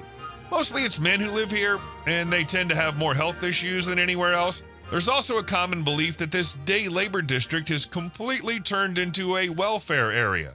And that's partly true. Kamagasaki and Kotobuki came about when people from the slums were moved there, in 1911 in Osaka and in the mid-1950s in Yokohama. A typical place to live in Kotobuki looks like a tiny room that fits 3 tatami mats. That's around 54 square The average New York apartment feet. Usually this room is crammed with kitchen stuff, a TV, a fridge, a mattress, clothes, shoes, and all the other things a person needs to get by. Back in 2016, someone living in a room like that was getting about 146,000 yen in government aid. That was around $1,253 US at the time. People would split that more or less evenly between rent and daily expenses, but really none of them have ever had a place of their own, and the conditions they're stuck living in are honestly pretty bad. So why aren't these people called homeless? Well, actually the term homelessness is pretty specific. Japan's Homeless Self-Support Act from 2002 defines homelessness as living in public places like streets and parks, excluding people who stay in shelters or temporary housing. This narrow definition means that many homeless people simply... That's logical. If the people have the temporary house, then they are not homeless. They have home, even if it is really shitty. We don't get counted in the official stats. Even people who struggle with housing and live in tough conditions still technically aren't considered homeless. Real homelessness is measured by the number of people you can see in parks and along riverbanks during the day. They pretty much don't count anyone at night. Plus, there are a few tried and true ways not to end up in the homeless stats, and the Japanese make good use of them. That homeless house not looking as bad. By the way... Wait, is it even a homeless house? It has the sunlight panels. How is this gonna be homeless? He looks like a worker here. I'm not seeing himself like a homeless person. He dressed nicely. This house has some solid structure. I'm not seeing this person as homeless, actually. And the Japanese make good use of them. By the way, speaking of stats, as of January 2025, the Ministry of Health, Labor, and Welfare reported 2,591 homeless people across the country. Japan's population is about 124 million. So yeah, the number of homeless is pretty much zero, way less than 1%. In fact, Japan's considered the country with the lowest rate of homelessness in the world. It shares that title with Finland, but in reality, of course, things are quite different. The first trick to not ending up in Japan's homeless statistics is to stay hidden. In U.S. cities like LA, New York, or San Francisco, massive homeless camps are a visible sign of the crisis. These tent towns are both proof of the system's failure and a trigger for public anger. People who are forced to live on the street pitch their tents close together for safety and to form community camps. In some cities like Seattle, Washington, these tent camps are even approved by local authorities. In 2017, the National Law Center on Homelessness recorded a 1,342% rise in the number of such unique camps reported by the media. In 2007, 19 camps were documented, while by mid-2017, the media had reported 255, and that number keeps growing. But in Japan, you'd never see anything like that. Every night in the city, hundreds of people unpack their cardboard boxes to sleep in them, and in the morning, these boxes are folded up and hidden from prying eyes. During the day, Japanese homeless people try to blend in with the rest of society and avoid drawing attention, These people don't beg, don't ask for spare change, and don't look dirty. If you meet them on the street, you'd never guess they spent the night without a roof over their heads. But why is that? It's all about cultural norms. In Japan, people don't approve of... They dress nice, and if they cannot be distinct from the local public, that's good. I mean, at least they are not in the as bad conditions as the homeless people in Russia. Showing struggles in public. Geographically, Japanese homeless folks usually gather in city parks, along roads, and by riverbanks, which helps them stay out of sight. And since being homeless in Japan is shameful, it only makes them less visible. Asking for help is seen as a personal failure, and homeless people often get so marginalized that society just ignores them. This problem's especially relevant for men who make up more than 90% of the homeless. As a result, many of them avoid public places and look for shelter in internet cafes. Keep this idea in mind. I'll come back to it a bit later. Most homeless people get by with odd jobs and don't keep in touch with their families because of the shame tied to being homeless. Public toilets and washing spots are widespread all over Japan, so most homeless folks stay clean enough not to stand out in the crowd. So they are ashamed to actually speak about their problems with their family, to not be ashamed of it. It's a really big problem, actually. Biggest issue with being invisible and trying to stay invisible is definitely a shame. Men who don't have obvious illness or injuries usually get judged and criticized for being homeless, whereas Japanese officials tend to be more sympathetic towards women in the same spot and give them more help. This is because of the country's conservative mindset. A good example of shame around homelessness is the one I found in a 2016 article. When a reporter making a piece about homeless people visited a charity soup kitchen, all the needy calmly lined up for food, but none of them wanted to be photographed, although some were willing to show the media how clean the boxes they lived in were. The volunteer helpers were also reluctant to be photographed or give interviews. This is because in Japan, the idea that society should help the homeless isn't well developed. In the past, homeless people under 65 were seen as lazy.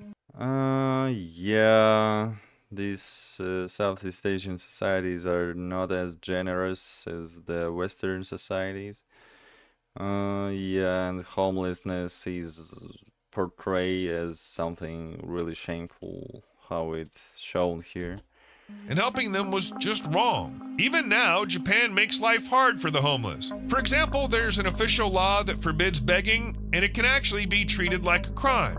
Plus, there's this social bias that being homeless is your... How can they earn money even on the weird labor? How this narrator said before, in the labor, basically labor camps, like, yeah, that's fucked up. Your own fault. Even the way cities are built often makes sure homeless people can't sit or sleep on the streets. They do their best to push them out of the community. Judging by surveys from Tokyo's Spring Homeless Patrol, many homeless people don't even know about the social welfare programs that exist, and those who do know say the application process is unreasonably specific and detailed. Plus, don't forget, being homeless is terribly embarrassing, so people often avoid applying. Some even say the police chase them away or make them hide, even when there's nobody around. There's also a feeling among the homeless that the government's trying to cover up how bad the homelessness problem really is. However, hiding from the statistics isn't the only way to avoid officially being labeled homeless. Those who live in capsule hotels, cheap shared housing, or places lacking basic facilities also fall under a broader definition of homelessness. This group is hard to count, but it might include tens of thousands of people across the country. Yes, homeless shelters in Japan aren't overcrowded, and the media especially like to compare the situation to the US, where things are totally the opposite. But in many parts of Japan, the high cost of living makes housing out of reach for low-income Japanese people. Besides homeless shelters, lots of poor Japanese end up living in doyagai neighborhoods. I mentioned them at the very start of the video. As for Tokyo, there aren't any shelters where people can just come and stay overnight like they do in the US and other countries. That's because... Yeah, that's the really bad condition for the homeless people, when they actually have to be homeless and not have the shelter, at least for the night. Such an arrangement doesn't fit Tokyo's main goal, to get people off the streets and into a roof over their heads somewhere. So the city has about 150 long-term shelters, kind of like dorms run by nonprofits that get some indirect support from the government. Around 4,000 people live in them, but these places have a bad reputation. Some are run down and most are overcrowded spots with lots of rules and no privacy. A lot of homeless people actually prefer the streets to these dorm-style shelters because out on the street they feel less stressed. There are also internet cafes, and that's definitely a pretty wild thing because people actually live in these cafes, using them as real homes. A lot of these folks don't have steady jobs and can't afford a place to live. This has given rise to a whole new term, internet cafe refugees. Yeah, there are so many homeless like this that they've been put in a category of their own, and while these cafes started out just offering internet services, some have expanded their range of services. Now they offer private space, internet access, and basic amenities like a shower, making them a preferred alternative to public shelters for those trying. That's way better than public shelter. From this perspective, it has the computer, internet, and shower, and toilet, basically everything the homeless person needs, to avoid and even more. The stigma of homelessness. It's estimated that in Tokyo alone, about 15,000. How is this can be so cheap that homeless people can even live there?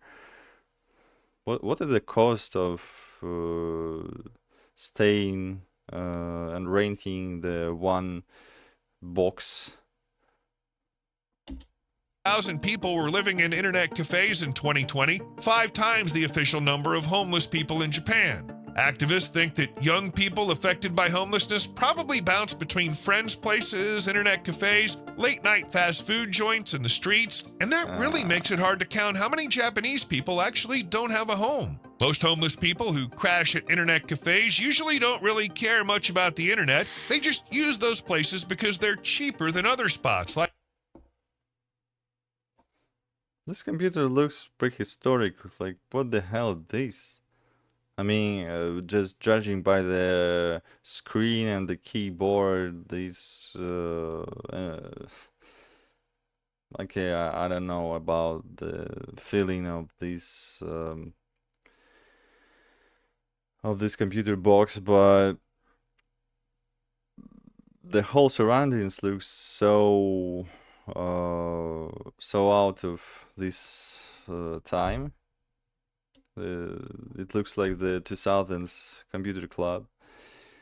Like hostels or capsule hotels. While internet cafes mainly charge by the hour, most places offer night packages with discounts. Prices vary by city, but 6 or 9 hour packages usually cost about 2,000 yen. Okay, 6 to 9 hours cost 2,000 yen. Or about $14 US. $14 US? For the 6 to 9 hours? That's too cheap. That's really too cheap. Some internet cafes offer not only... But at least they have the coverage. That is not the open space, but they have their own capsule.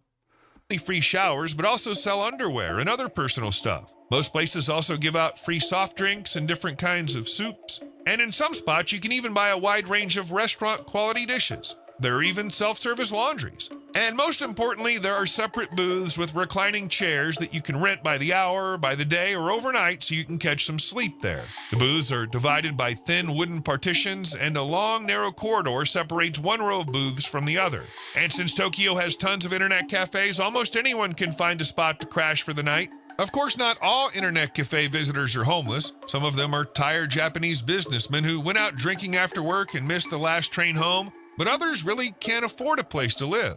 Internet cafes give them basic shelter and privacy. The staff ask few questions and take cash payments. Privacy is really one of the main perks because no one wants their family or employer to know they're homeless. By now, you might have gotten the impression that Japan does nothing about its homeless, just hides them away and shames them. But that's not the case. The drop in homelessness in the country is largely thanks to a number of government policies and social initiatives rolled out in the late 1990s and early 2000s. Oh, okay. For example, the Homeless Self-Support Act of 2002, which I already mentioned. This law was meant to help homeless people find work and become self-sufficient. In Tokyo, self-help centers were set up and temporary housing was offered to those who could no longer live on the streets. They also increased the number of shelters. Between 1998 and 2010, the number in Tokyo really did go up a lot. There, the homeless can get not only temporary housing, but also rehab services. There are also long-term shelters and social support programs. These are the very shelters that work more like dorms and offer long-term housing solutions. Yeah, people aren't thrilled about them, but those shelters still exist. The government has also expanded its livelihood protection program, which gives financial help to homeless people, including rent subsidies and living expenses. There's also another reason why Japan has fewer homeless people than elsewhere, because far fewer Japanese people are addicted to illegal substances. A 2014 study showed that only about 1.6% of Japan's population had ever tried illegal substances, since these substances are strictly against the law. The only way— Yeah, that's good. That's good that people are not trying these illegal substances. to get them is through gangs. And that's why around half of substance abusers in Japan are connected to gangs. Still, many homeless people in Japan suffer from alcoholism. As for the U.S., a survey of 67,500 people showed that over 50% of the population have used some kind of illegal substance in their lifetime. 50? It's substance addiction that's one of the reasons for homelessness in the U.S. I mean, just what exact number? Like lower than 50? You can tell that like lower than 100%. It doesn't say anything.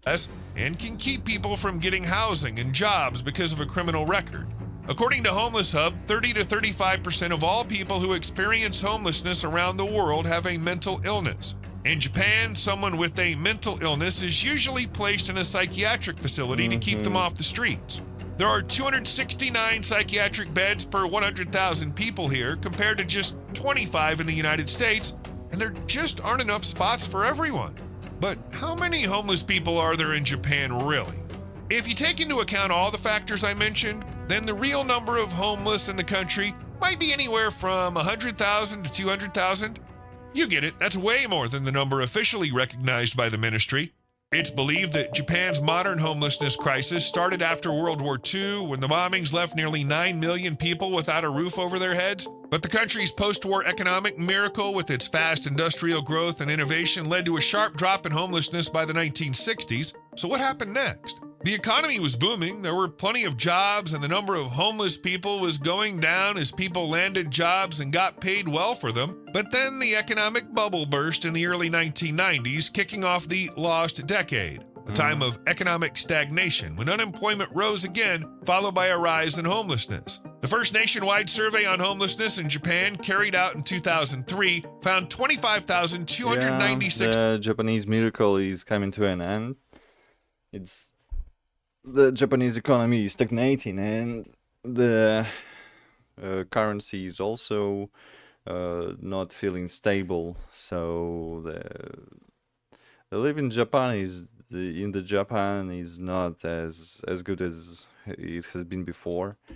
Homeless people in the country, with 23.4% of them living in Tokyo. Most were older men with an average age of 56. It's exactly these kinds of people who are hit hardest by homelessness. Many of them end up as victims of the lost decade. People used to count on lifelong jobs, but back in the 90s, a lot of middle-aged men found themselves out of work. They had no real social mobility to switch careers, and by the time they became unable to work, these men were left alone, without savings or family support.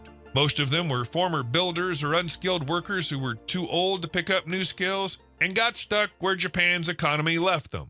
However, quite some time has passed since then, and new homeless people have started showing up in the country. Researchers say clear signs are already showing that the pandemic has pushed more Tokyo residents to the edge of their financial limits. Charities that have been working in the city for many years report more people coming to their soup kitchens for the homeless. In 2022, more than 400 people were lining up for food. Before the pandemic, it was around 100. Similar figures were seen elsewhere. For example, the Moyai Support Center's free food distribution was drawing over 400 people a week, compared to 60 before COVID. Another telling sign is that the number of people seeking public housing support spiked sharply. The number of people... This housing looks not that bad. It looks fine, even though it's really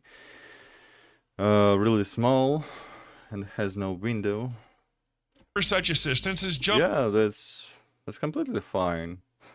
34-fold I mean, since not the start of the completely, but in terms of the homeless people's housing, that's good. pandemic. By the way, when the pandemic started in early 2020 and Japan declared a state of emergency, a lot of internet cafes had to temporarily shut down. To avoid a sudden surge of people on the streets, the Tokyo government booked several thousand rooms in business hotels across the city to house them until the state of emergency was over. That was probably the clearest, though temporary, measure the government took to support the homeless during the pandemic. Without it, the number of people living on the streets would have shot up, and who knows what that could have led to. You owe me a like. See you later. Okay. That's a nice video. What about the news right now?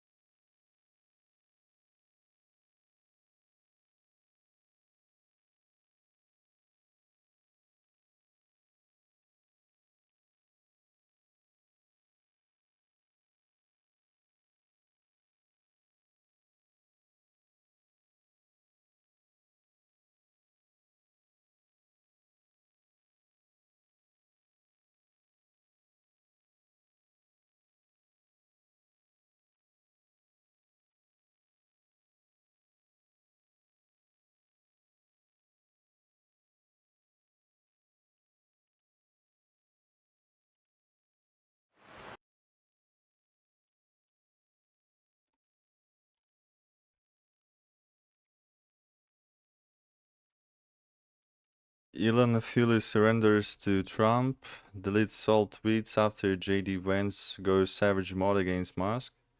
Let's see.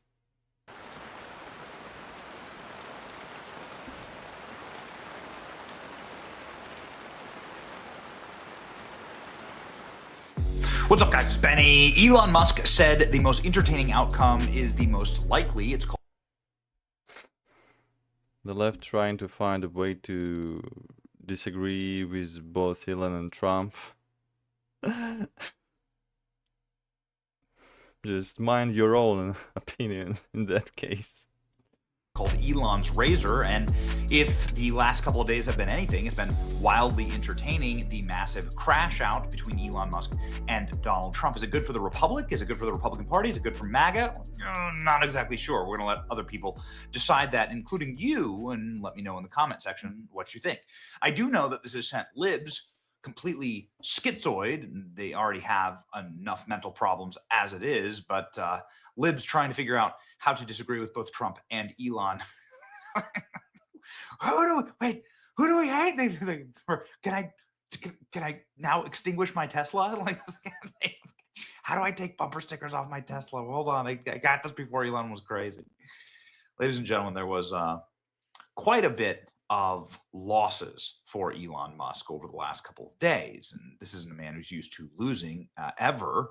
Elon Musk sort of lost the court of public opinion here when he engaged in wilder and wilder declarations against President Trump, like he's going to decommission SpaceX and he's going to call for Trump's impeachment. He's going to start a new political party, and that Donald Trump was on the Epstein list. And a lot of that started to really grate on people at the White House. President Trump has said that Elon Musk, is on drugs, according to the Wall Street Journal. And, again, that's not for me to speculate on. The point is that people began, and very big time activists began demanding that Elon Musk apologize to President Trump. He has to apologize for two things. First, randomly calling for the impeachment of a duly elected president over policy disagreement. Second, and it pains me to bring this up, but the slanderous accusation that the President of the United States was a co-conspirator in a He's backing up because his financials are basically depends of the U.S. government's investment, so it's it's not the smartest decision to actually argue with the president by any means. If you are the Elon Musk and your businesses are basically dependent of the policies which is the president included is making, so what is the point of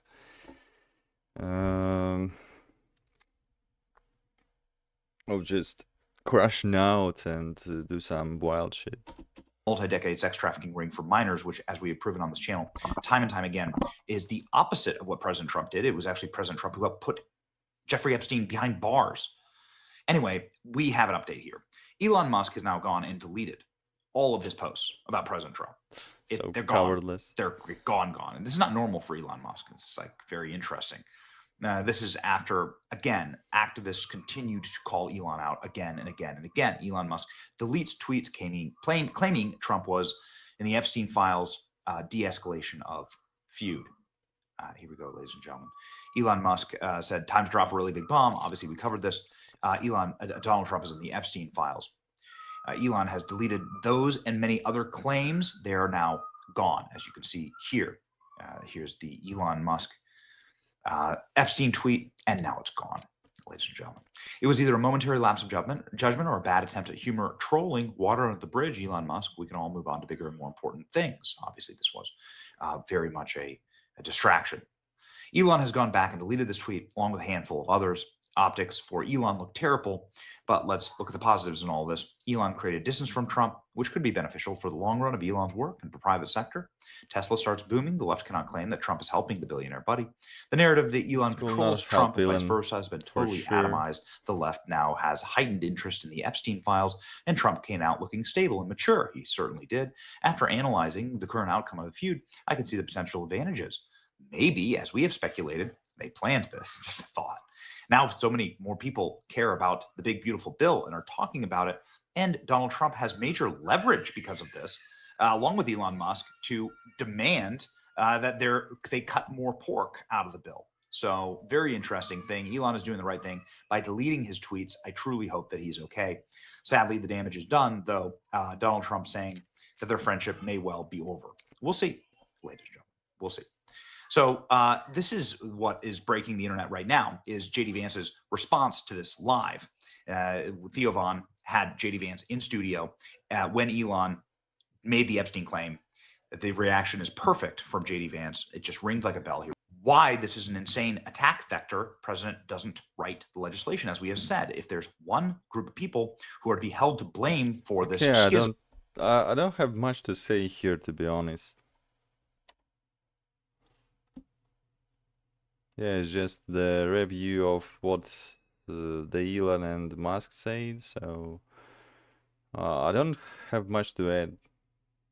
I have the old take when the Musk isn't the smartest guy and he's just doing the stupid shit over and over again.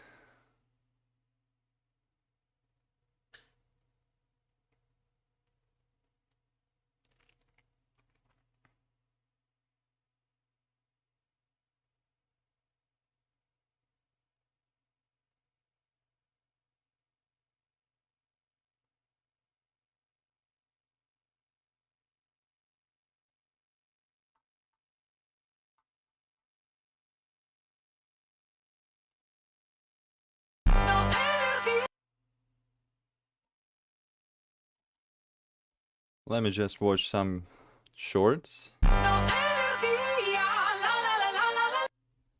Wait.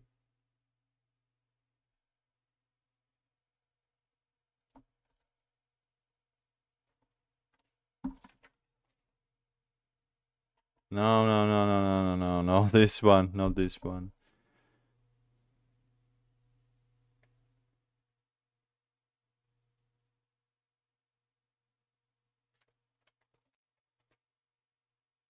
Did I switch? Yeah, right now I switched. Okay.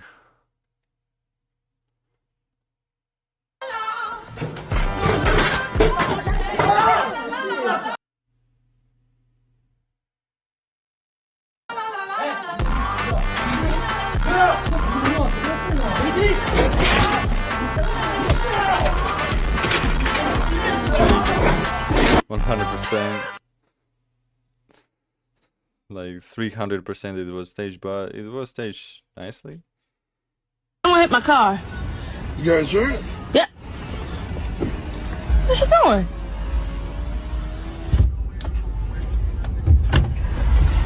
What you doing? I'm gonna be your witness. I was in the car with you. I got hurt too. I'm gonna hit my car. What? You got insurance? Yeah.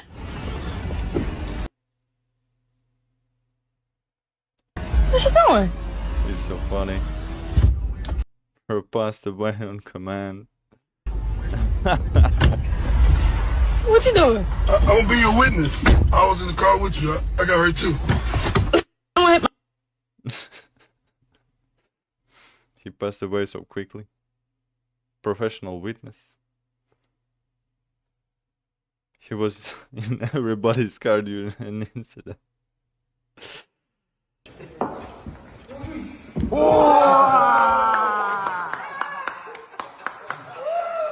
It was nice. Who's that guy? Comes that you might have been zesty with Darren Till.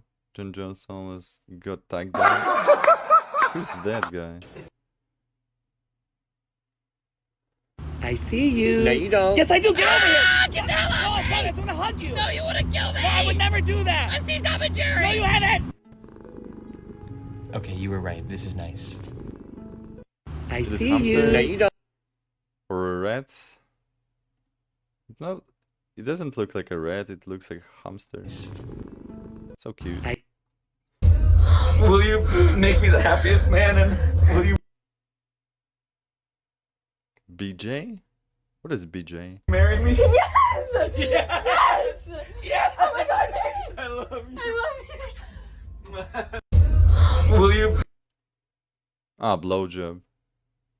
Okay. Fuck. Bro, you What? tore my ass up last night. That's Oh, my shit's still I loose. mean, I'm gonna talk to you I later. don't know about this video, but previous video is looks like it's staged with 200 or 300%. Later. I'm gonna see you tonight, Dad.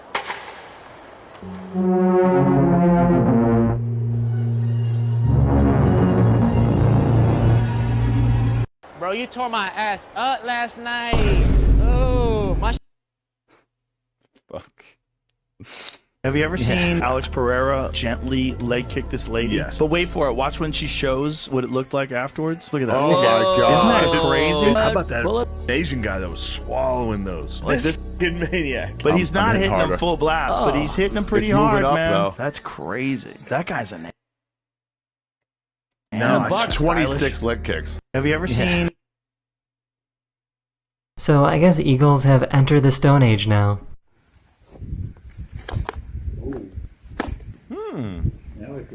Smart bird. What is this saying? It looks weird. It looks like a ostrich egg, but it is blue. So I guess Do you like my drawing? I do. There's another version. Oh, I'd like to see it.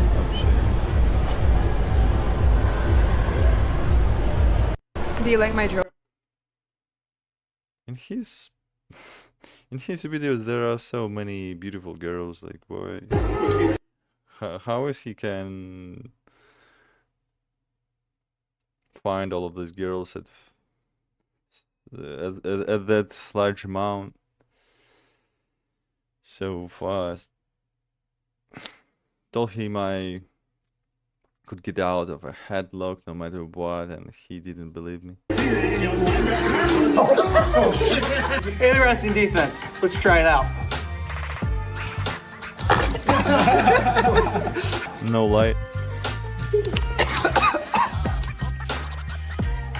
That's hot. But not realistic.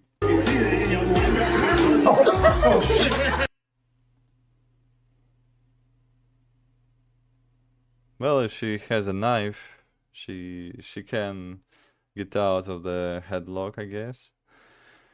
I'm not attracted to high schoolers. I'm not. I was attracted to high schoolers. What? Dude. Okay, I was attracted to high schoolers. Wait, no! Okay, no, wait, we're not doing this. I was attracted to high schooler. I'm not attracted.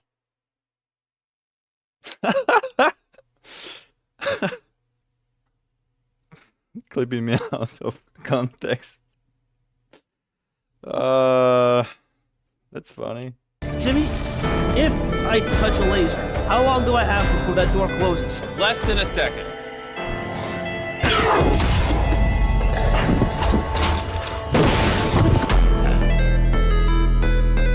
Jimmy, if I touch a laser, how long do I have before that door closes? Less than a second.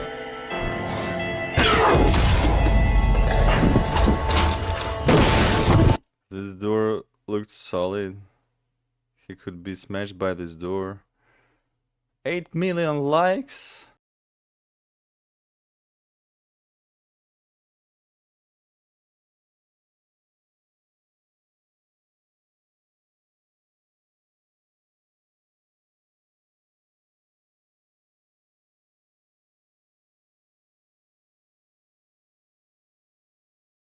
So clean. I'm stunned by this stunt.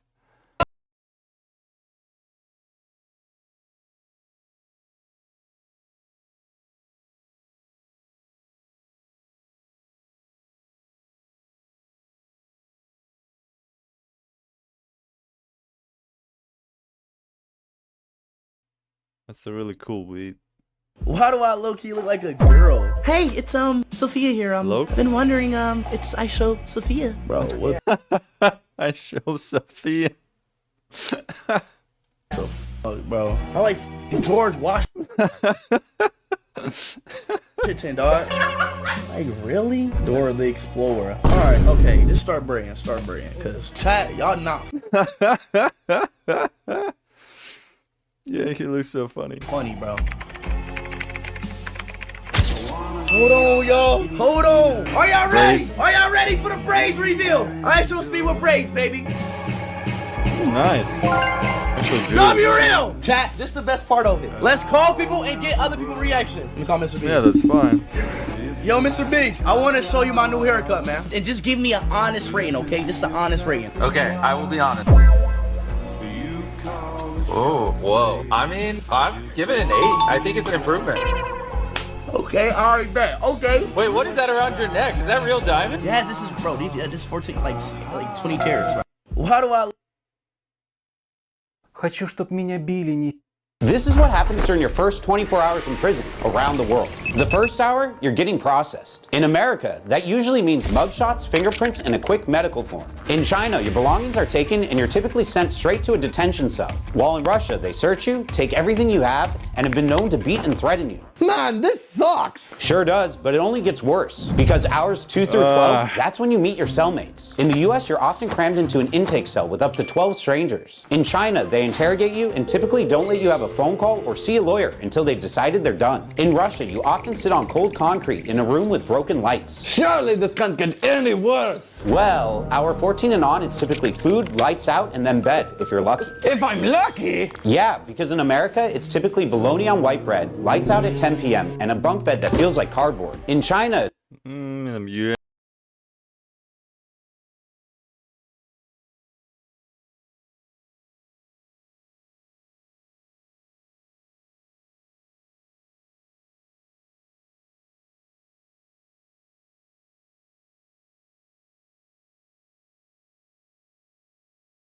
Okay, it definitely got worse. this is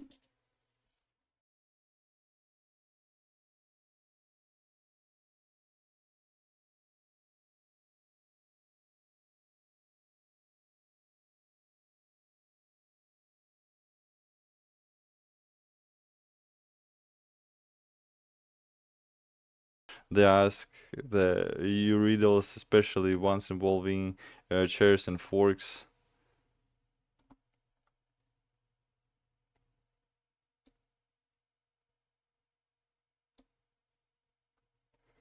I don't know exact translation, but I can come up with these. No, it's too hard to translate actually. No, I cannot.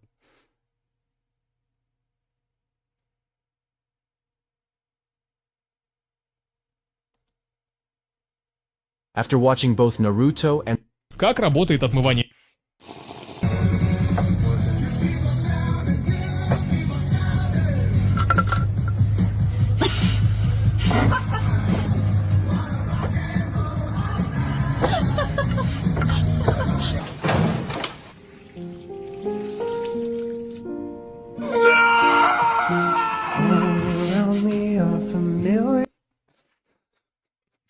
When the garbage sings. I did it in your face! I beat your asses! Whoa, okay! That was sudden.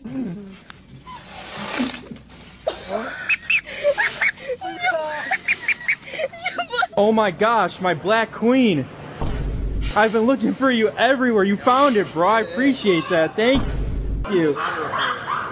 Wait, what? That was hilarious.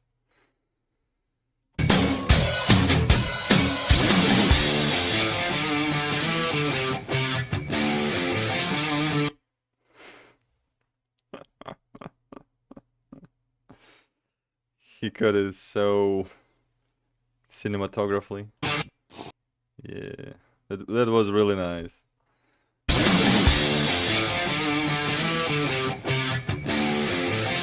Ah, cannot hit it, cannot hit it. Got some spidey senses. Yeah. Get you there, buddy. Помните вот эту вот ситуацию? Personally, I was taught no matter what situation, you never hit a girl. What do you guys think? Not in this situation. He's hitting hard, but not as hard. Aww. This may be kind of controversial, but...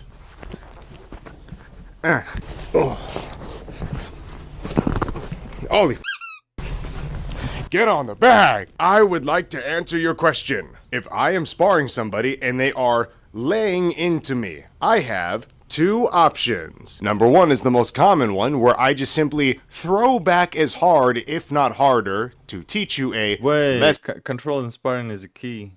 Yes, exactly. I've had some issues with this. I mean, not myself, but I was actually too light. I didn't want to hurt the people.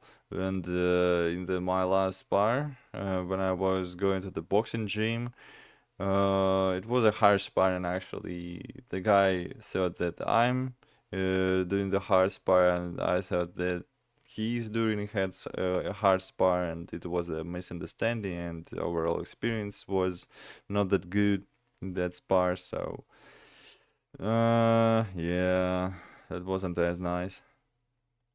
I would like to answer your question. If I am sparring somebody and they are... So tell me how to behave. Laying into me, I have two options. Number one is the most common one, where I just simply throw back as hard, if not harder, to teach you a lesson. Yeah, I've done this, but I don't think that is the best idea. Or number two, I pause the match and ask if you really want to throw that hard. The second one... that is a reasonable choice, actually. But, yeah, it's much better. Tends to make people think about their actions, whereas the first one makes them not want to play with you anymore. But it has long since been a gym standard to get what you give, so it might be kind of hard to break the cycle on that one. Now that said, I don't really think he hit her that hard. Like, yeah, a clean hook to the face is gonna suck for anybody, but let's be real here. He did not rotate, load up, and unleash hell with his knuckles. Really, he just half rotated his hips, rotating his hand over and connecting with the side of his fist. Now, may it still have been too hard for that lady?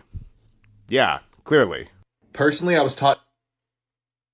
Yeah, because she's weaker, and the girls are generally weaker than guys, so they are not succeeding in spars even with the guys.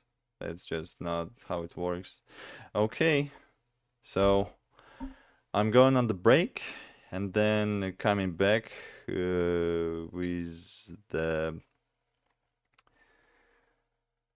how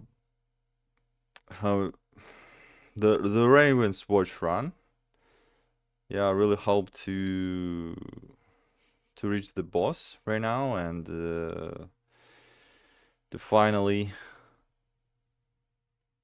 to finally beat this boss ass.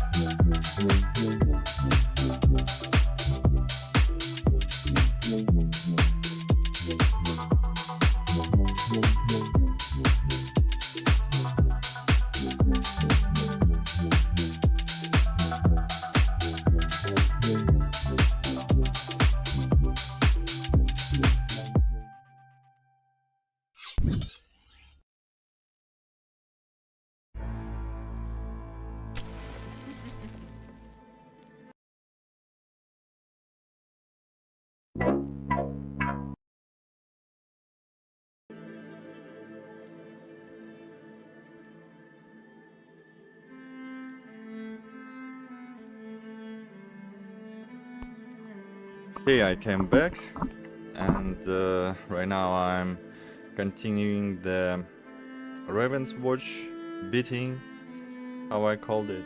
And last time I was beating the Overwatch with Carmilla, that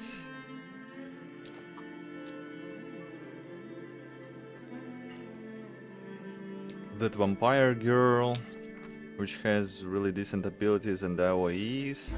I came to the 3rd floor and even reached the the 3rd level, and even reached the 2nd floor with this character. So it's a pretty solid character, I think. But right now I want to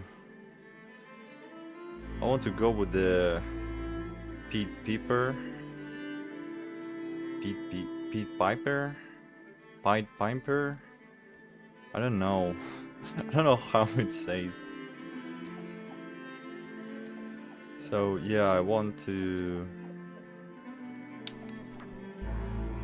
do the range character right now. Music is my soul.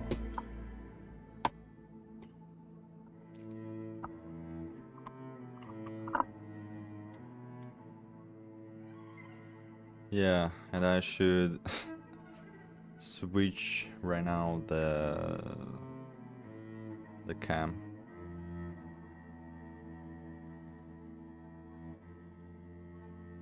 Wait, did I switch? Yeah, exactly. I switched. Okay.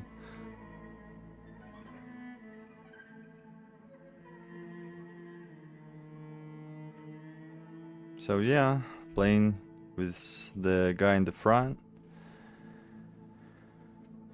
Gonna do some decent damage from the distance.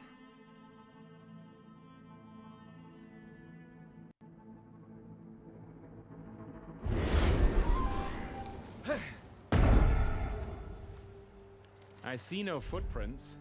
I hear no pitter-patter of feet. Reds spawn from the ground at regular intervals and follow the hero up to 20 reds. Activate to order all reds to attack enemies. They attack up to 3 times for 5 damage each and die afterwards. Okay.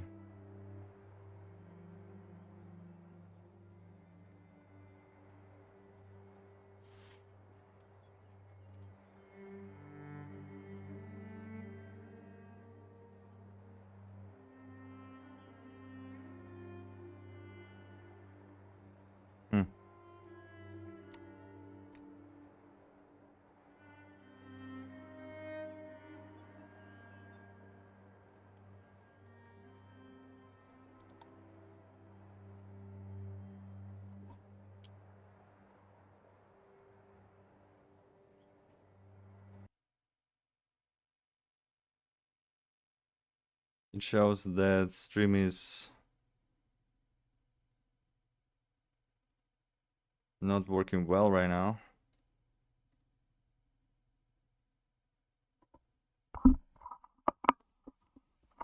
That's weird.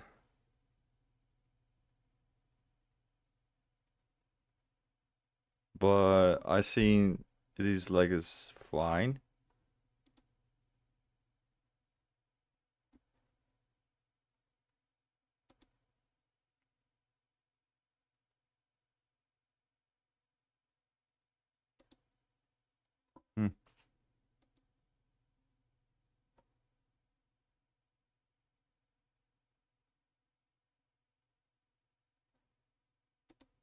Bufferization problem. How can I fix it?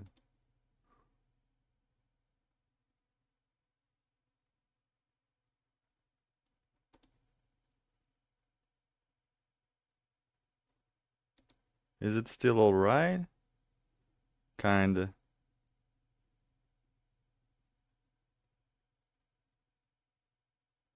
I don't know. I mean, I can work with this, even though I have the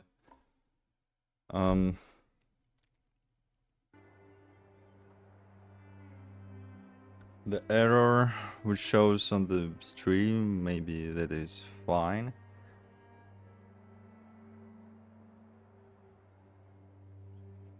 So yeah, I'm going to continue stream like this, and we'll see what it will be eventually. So I'm just watching right now. Yeah, it seems fine. Maybe this program is fooling me. I don't know. Okay. What do I get here? Gain 1 armor whenever defense hit at least 2 enemies. Uh-huh.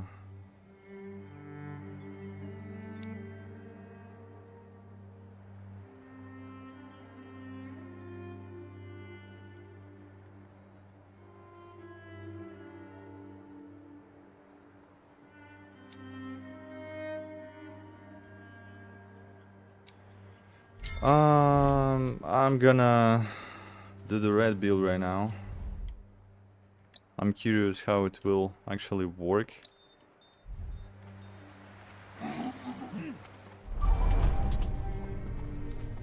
Fortissimo!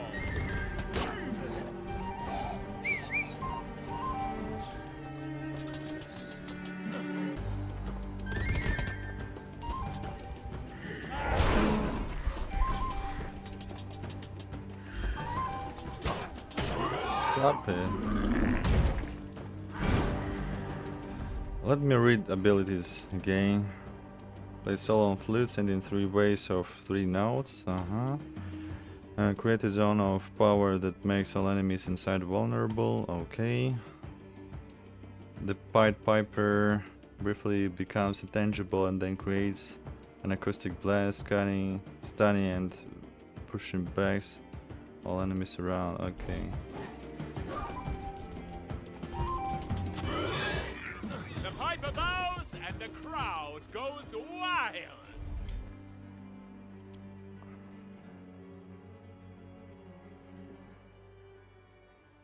Okay.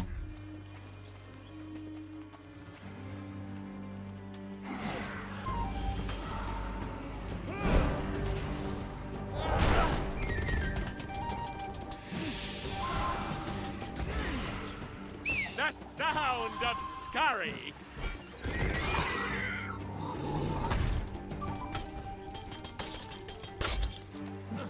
Okay, I think in the red build is the red build is the easiest build ever, because you just have to press the one button, the LB, and the reds will go after the enemy, which is super easy. You don't even have to aim.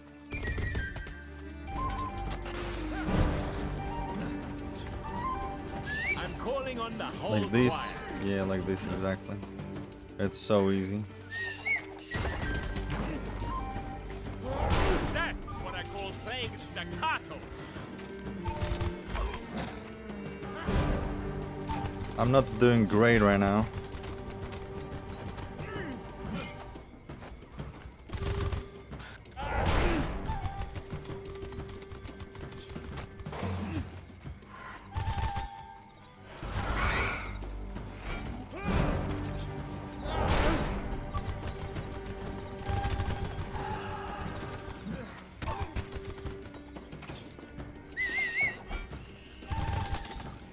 You make me proud, my trusty. This night.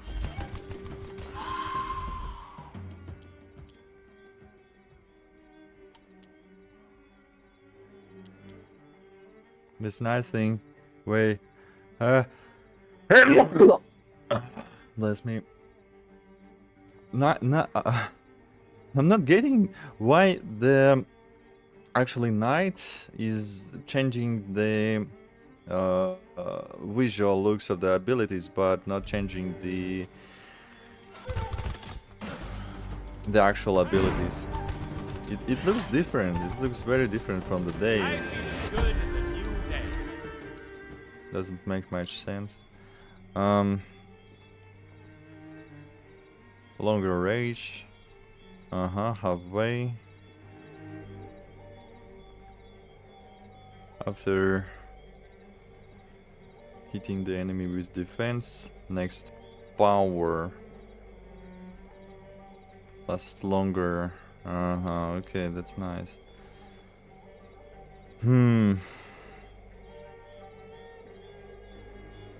Sniper, that's fine. To learn a new song. So I just have to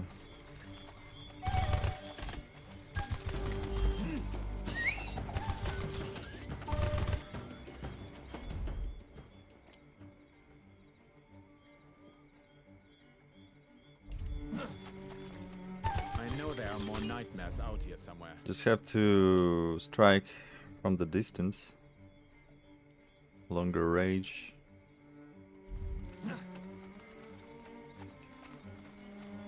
Wait, I do have a key right now.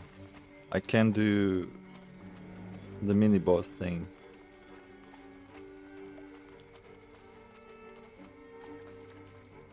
Now Whoa, that's good. I've been That's so looking for good. that.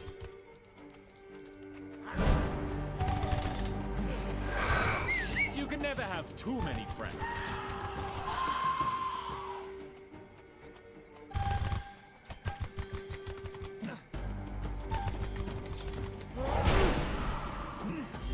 Purpose and panache. That was fast. That was so fast.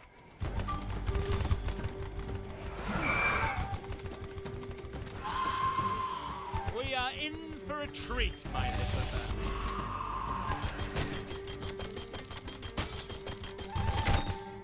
bird. Really nice. So I think I can go to the boss right now. Okay, my stream quality is also okay. I don't know what happened actually.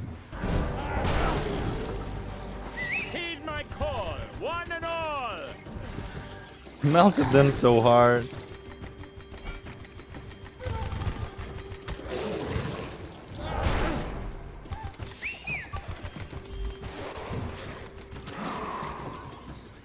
My little darlings. Okay. What does it do? Response in the groups of 3 instead of 2. Increase maximum controllable rates by 6. Yeah, that's good. It's really good. Ah, so it spreads. So it spreads more during the day, and it's more focused on the one target during the night. Ah, okay, alright.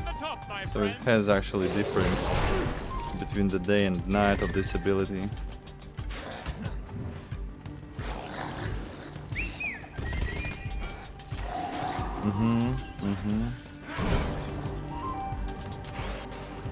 How is that for a finale? Yeah, this character is really good, really cool. Mother Ghoul. Doesn't look like a...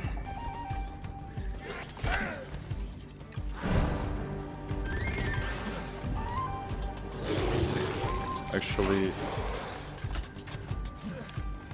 the tough boss.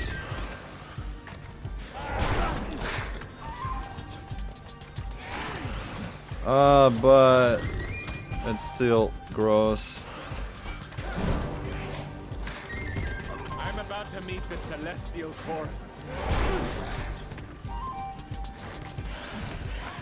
Maybe you can stop spawning these ghouls, please? Okay. Okay, Mother Ghoul maybe isn't that big. You did well, my tiny friends.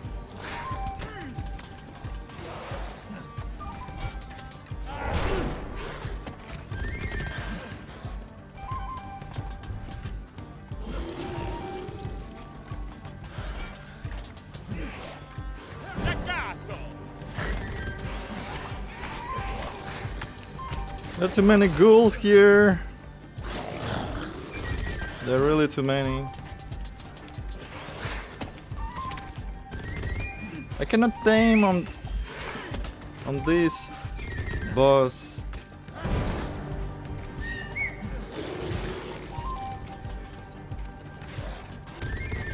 That's what I call playing staccato.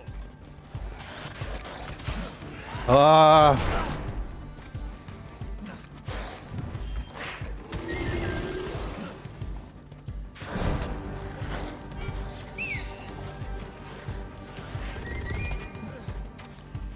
I'm just circling around too long time. Maybe I'm too weak for this boss right now. I really underestimated this boss first, but it's cooking me really hard. Yeah, I'm definitely too weak for this boss.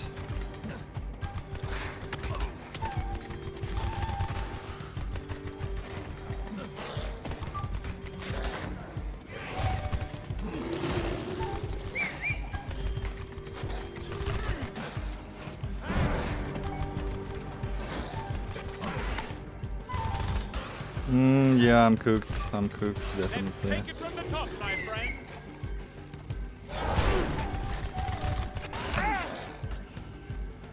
Oh, I died only... I died twice. Can I actually escape this fight? I don't know. I don't want to die 3 times.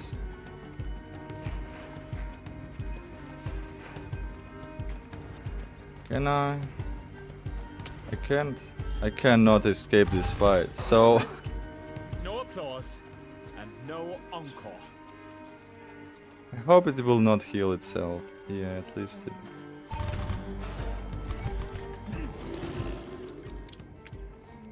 It healed. It healed itself. It freaking healed itself. Really? Okay. Maybe this character is not for me. What even happened here? I need to take my music elsewhere.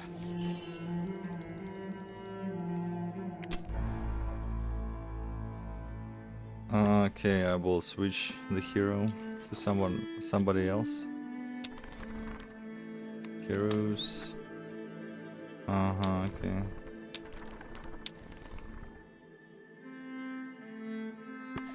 Switch a hero to... Beowulf is not as good. Melusine.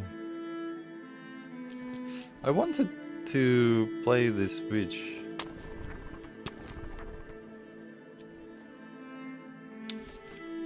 The chill of death follows in my wake. By this witch, yeah.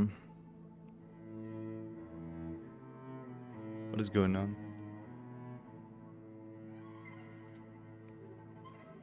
Am I tripping?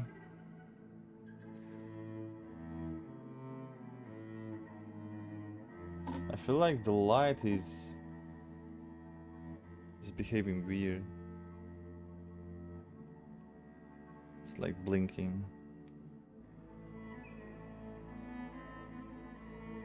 Okay.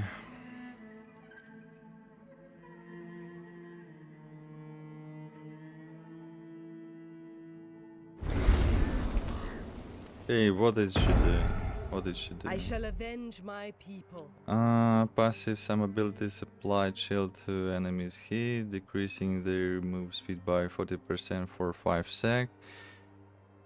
Yeah, she's chilling and then exploding the chill. Yeah, she's powerful, I remember her.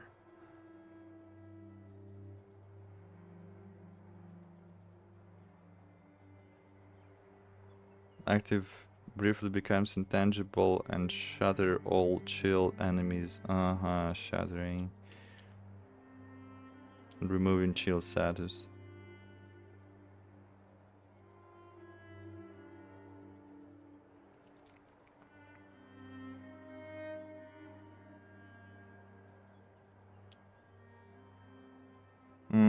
Power can afflict them with chill. Ice shards deal 50% damage to chilled enemies through volley. So this is inflicting chill, and all of these abilities, all of these 3 abilities are having more.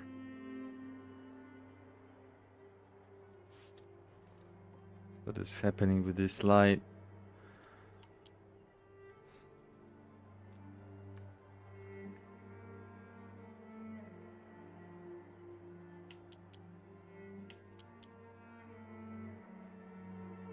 And briefly becomes intangible, okay.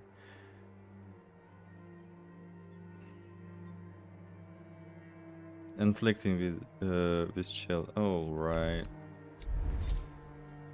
Frozen Queen. What does it get? Pro generally by your abilities remain on the ground for 3 sec. That's fine. That's a rare ability, so I'll pick this. Astral Shrine. I don't need the Astral Shrine right now, it's too early. So I'll go just there to hit the quest.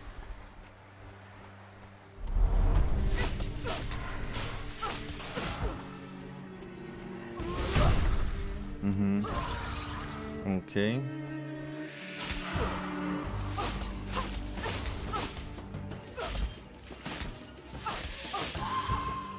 A moment of respite.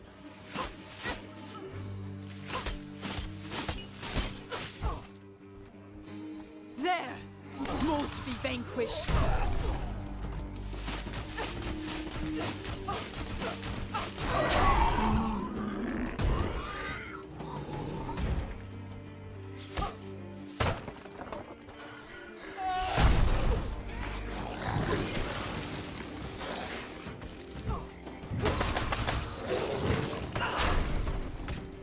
Okay, I damaged them. That's so powerful. I love this ability.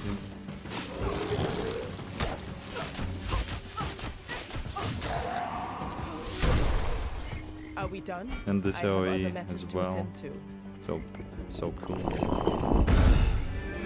Another level.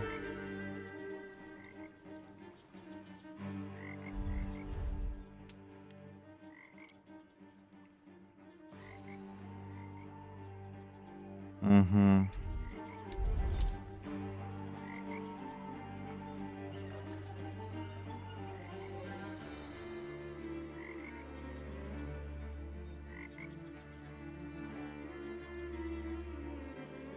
I think My power knows power no upping the bounds. attack will be the good idea.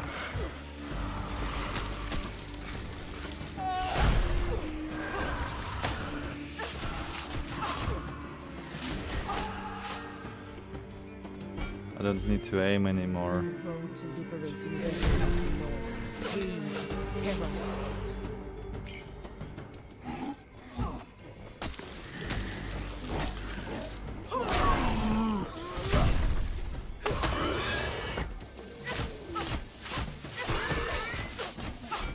It was so fast. It's a really powerful character.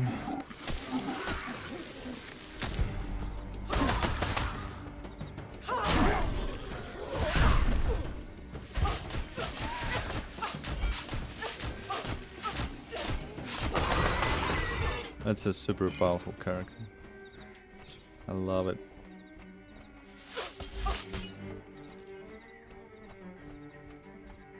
At least at the first glance. It looks really powerful. There are still foes to be dealt with here.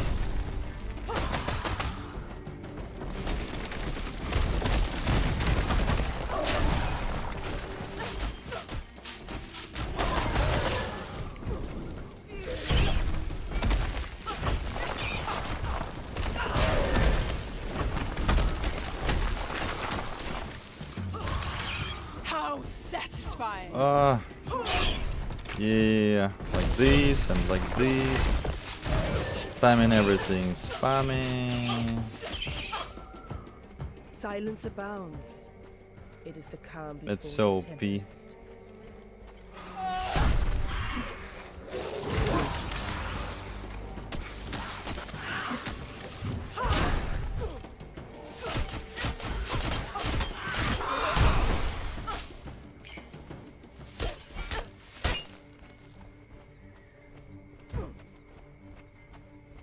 The thing that Frost is still laying on the ground and inflicting frost as well is really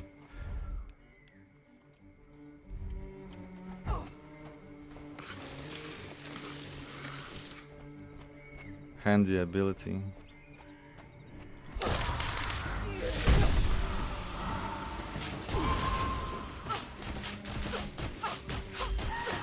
I can just press my auto attack and kill everybody. So easy. How can I reach this?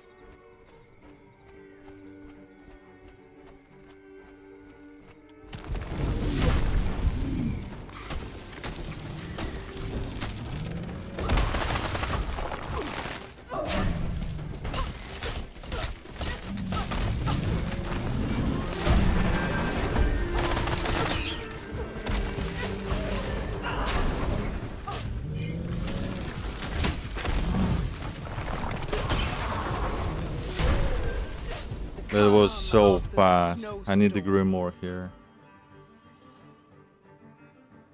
Gain +5 crit chance for each shield enemy nearby. Can stack up to 5. Trait. Send 4 attacks forward in cone-shaped burst. Whoa, actually these two are really good. But I think I'll increase my crit chance because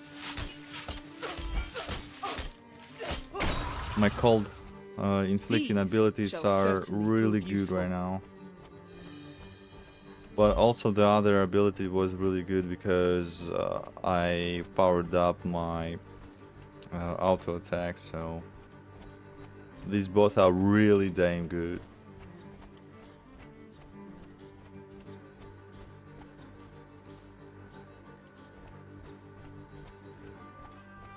Stand ready.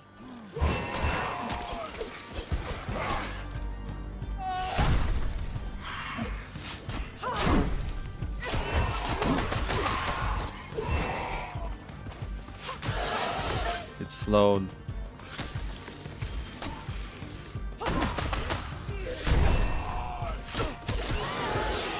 plague on you. Plague on you. Okay, I think I want to accomplish the quest because I think I can do it. I must build strong defenses. I need all the help I can get. Because I think I can.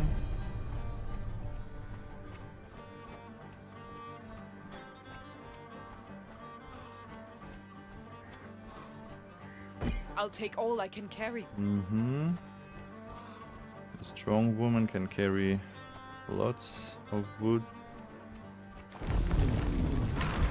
Okay, I want to...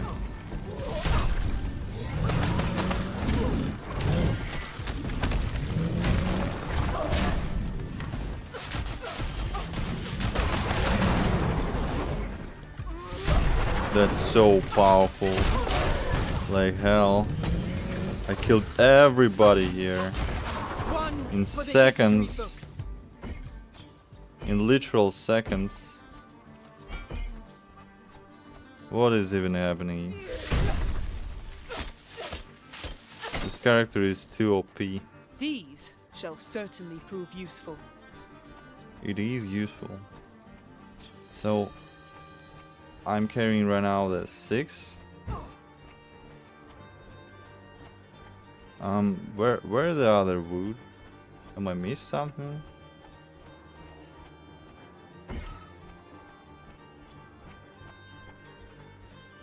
Or is it the old wood I can carry? Twilight comes, and with it, danger. Okay, okay.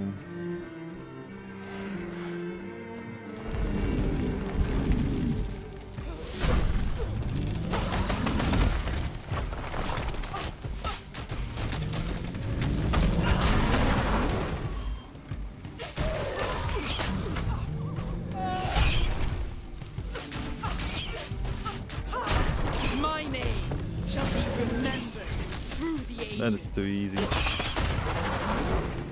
The AoEs. I shall crush you like the insignificant insect you are. That is a literal insect.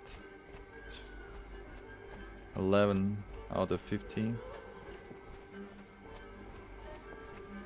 I think I'll go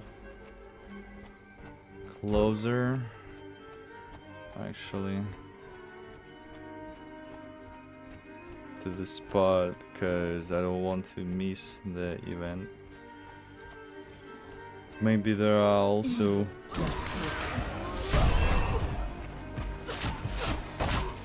why is this?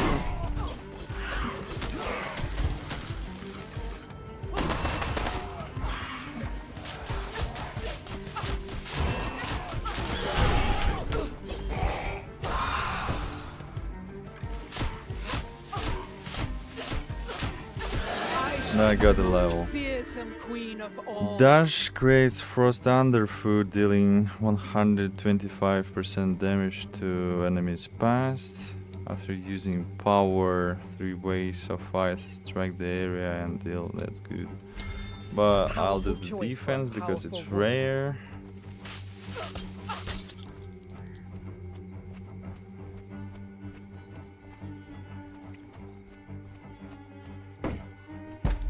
Okay. That's the ticket. By my calculations, it's nearly strong enough to resist. Nearly. I cannot. Wait. Ah, that's dash. That's not B. Okay. Actually, dash is fine.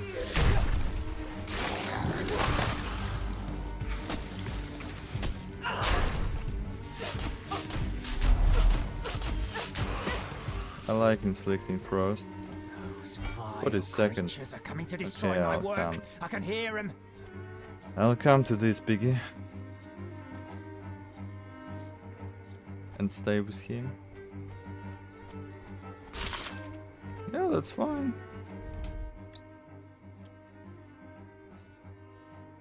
The frost generated by your abilities remain on the ground. Creates the frost underfoot.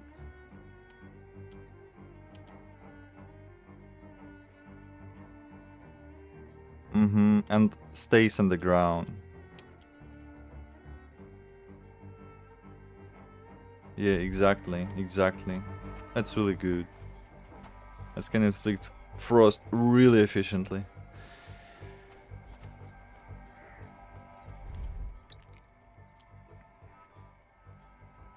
I mean, chill.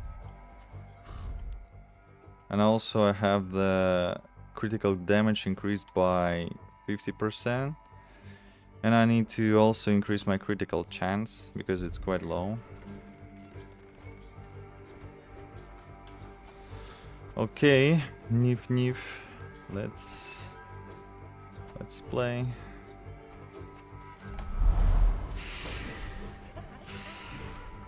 Let's defend your house. I'm ready for you, you beasts. I'll show you what Godric is made of.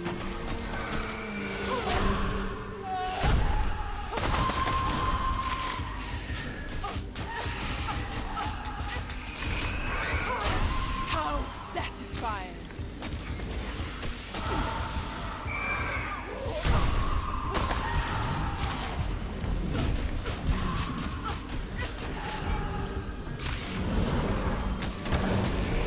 Two gigantic ones. Maybe you will stop right now. What the hell is happening? Can you just stop, please? What? Why are there so many of them?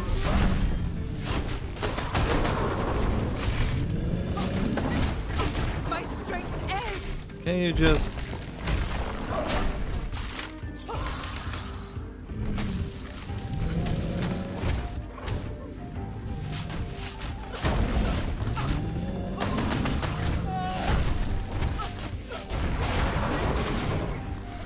Oh man.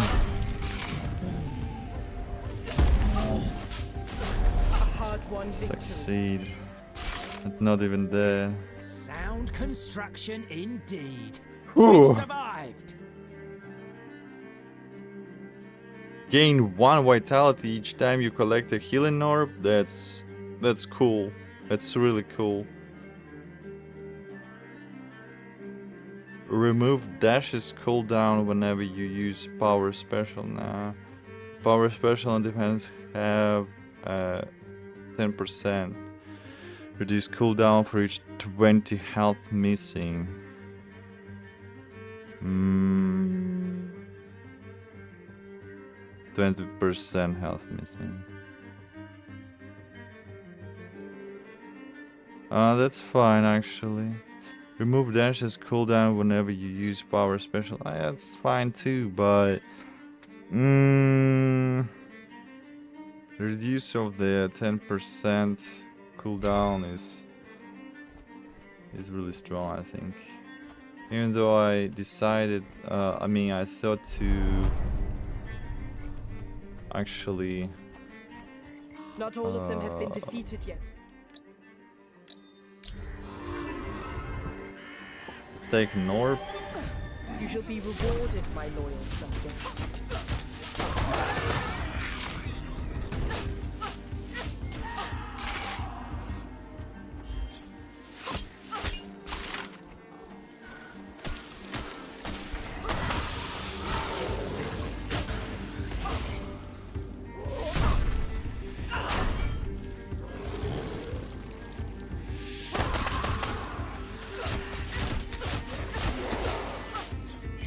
Another here healing orb. is done. Yeah, it's actually really interesting ability where the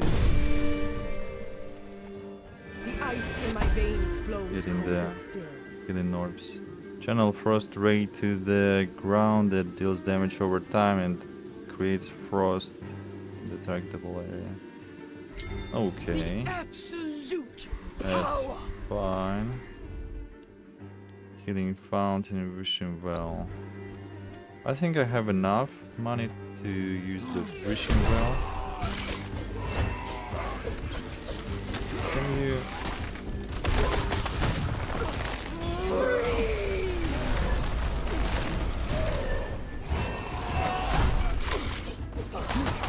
One for the history books. That's quite powerful. That's really powerful. It is altogether too calm.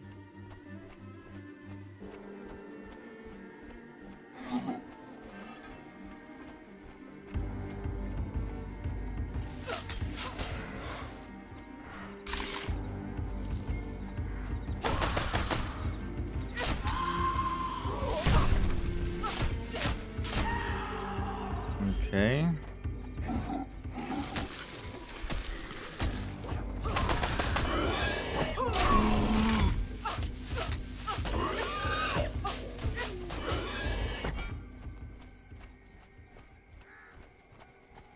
The opponent's like made from the glass.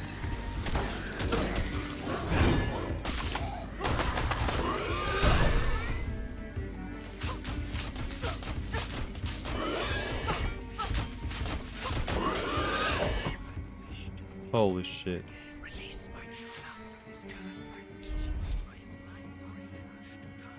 Critical hit that deal 80% damage. Yeah, I want crits.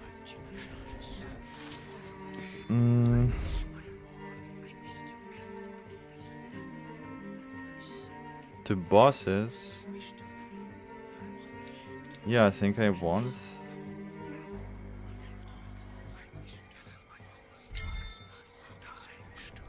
$150.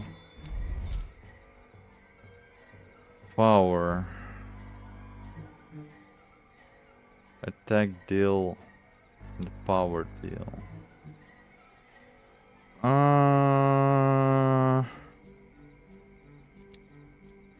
Maybe attack actually.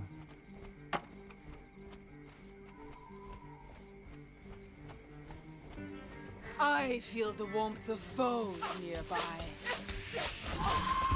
That's so painful for the enemies. Let my enemies come.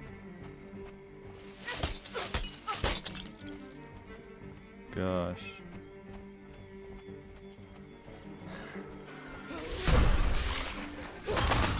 How satisfying! It actually satisfying.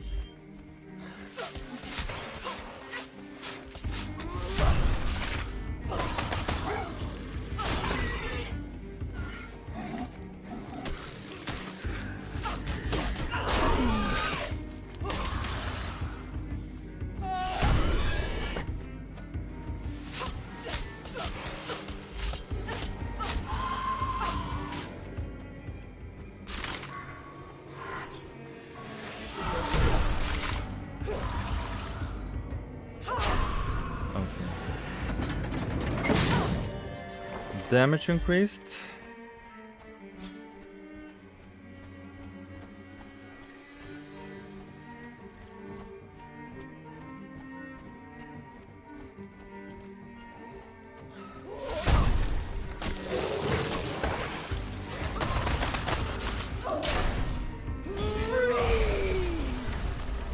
Okay, that was not as good. Not that good ult, but this ult actually has a really low cooldown.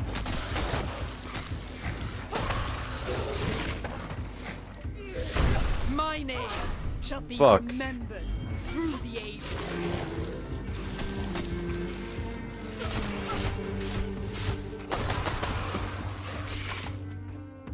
My lamp just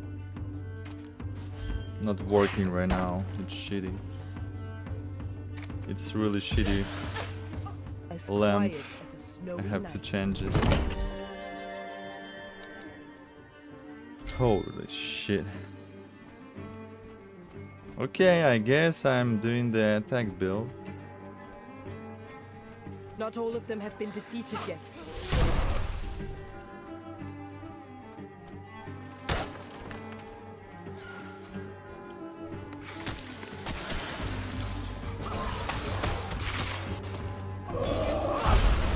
What am I doing? There's only I shall 30... cleanse reverie of their foul stench. Try to cool down.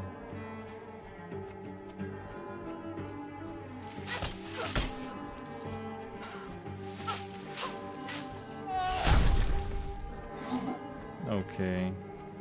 It's totally fine.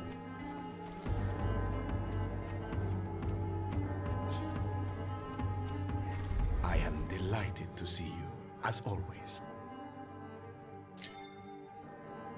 Win the lenses.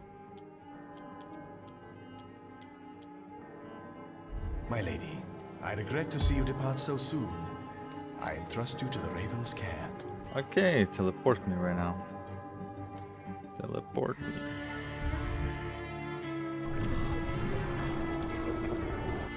Many thanks, my dark feathered friend. It was bad.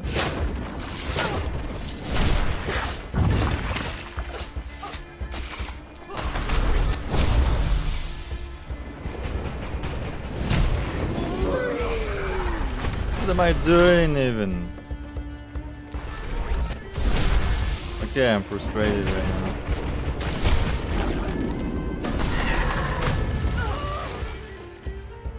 Yeah, it is bad. I'm doing really bad here.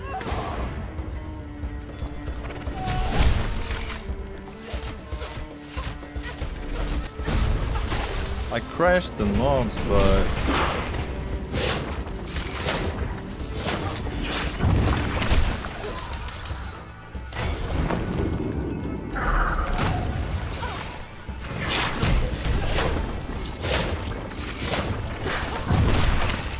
yeah.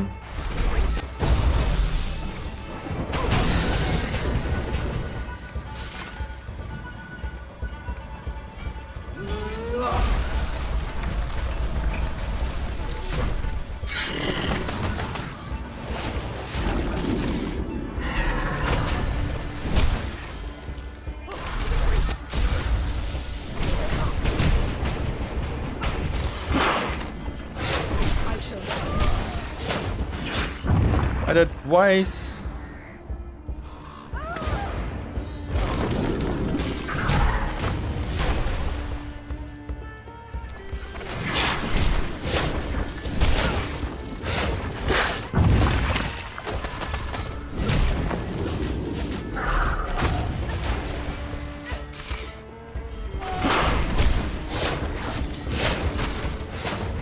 Yeah, maybe I just have to use the auto.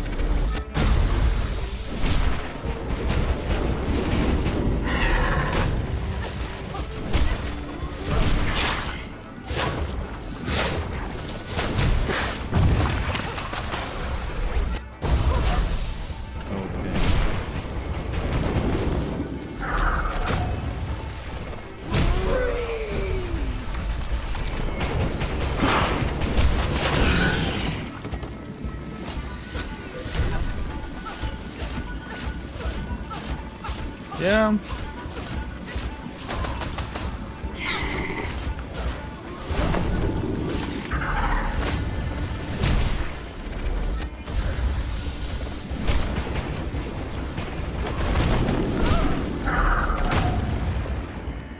I just want to finish this guy.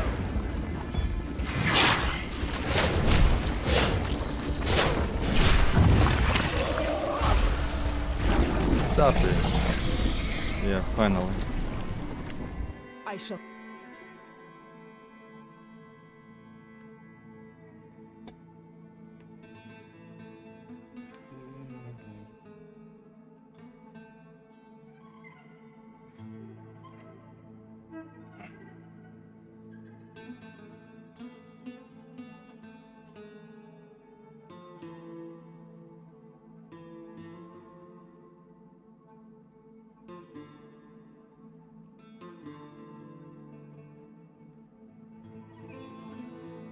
Storm Island.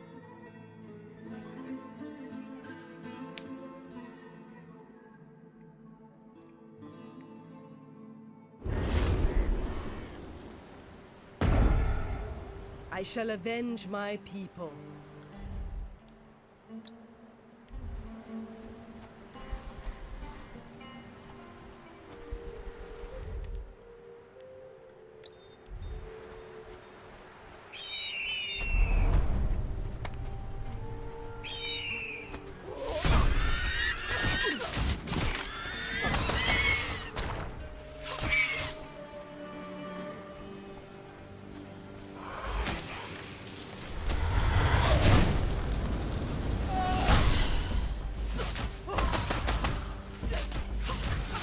Yeah, maybe I should just use the auto attack spam.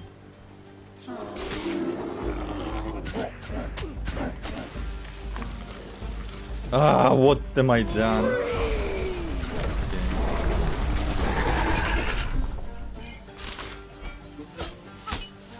Yeah, I'm getting confused here.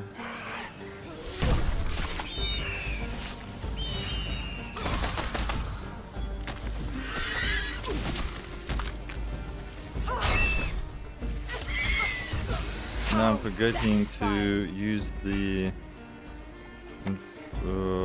pop. Use this ability. I'm really forgetting about this. I fear no nightmares. Okay.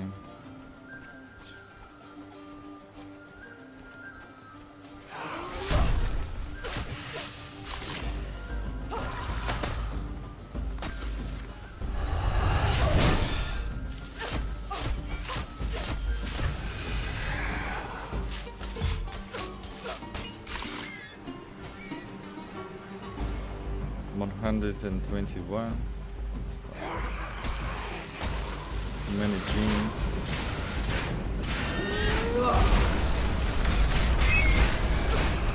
I can do the projectiles too.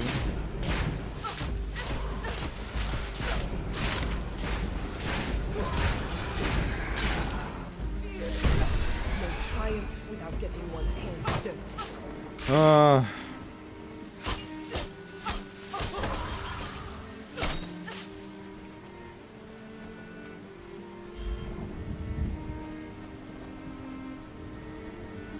Evil lurks nearby.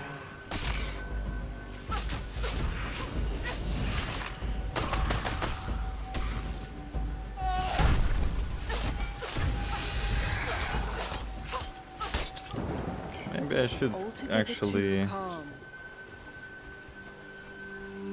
take the other ability.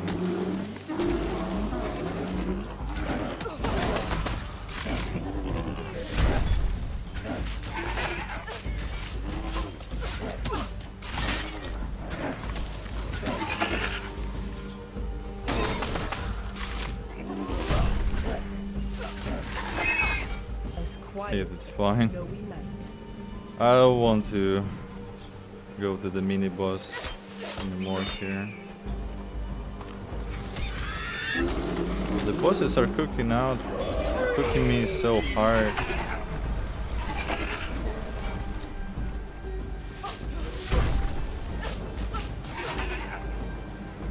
Satires.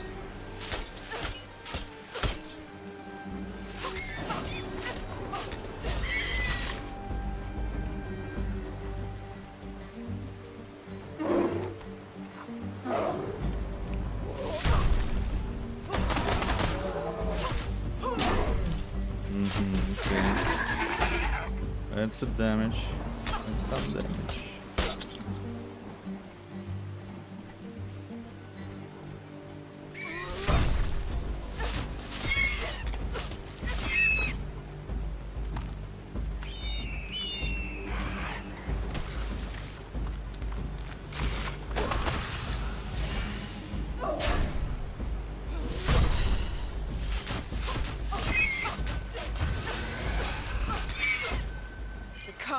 After the snow Okay, pretty good.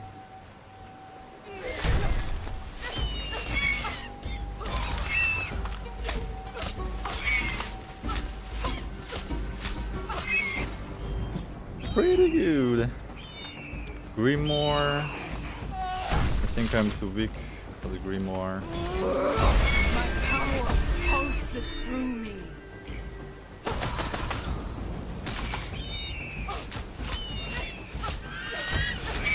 One for the history books.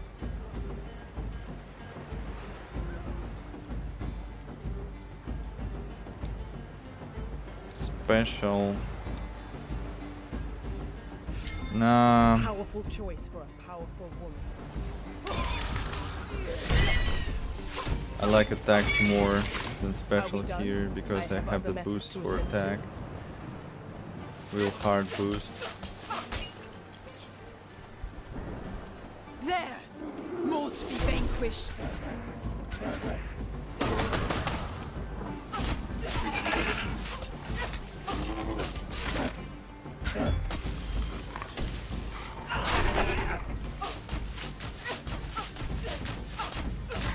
Yeah, I can do just like this, and I'll be fine.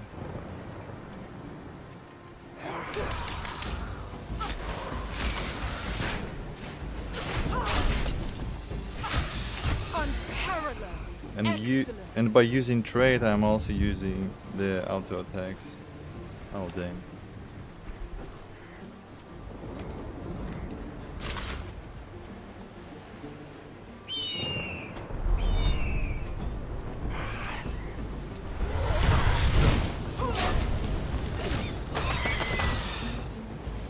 Okay, it's done finally.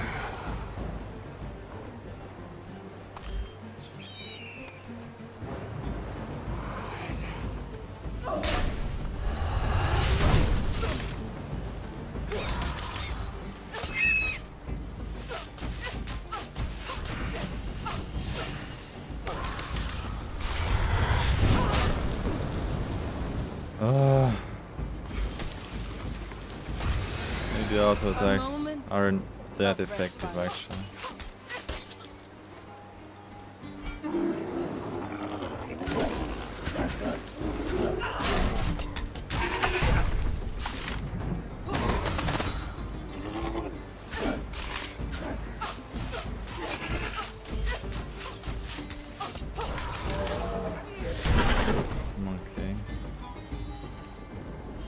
I am at really low HP right now. I want to heal here.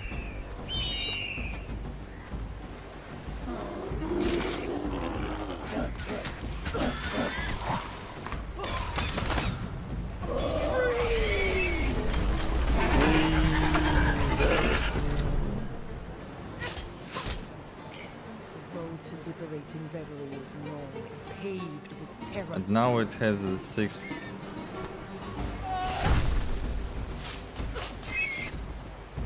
$60 seconds remaining. Okay. Stand ready. What is it in this side? Many thanks, my dark-feathered friends.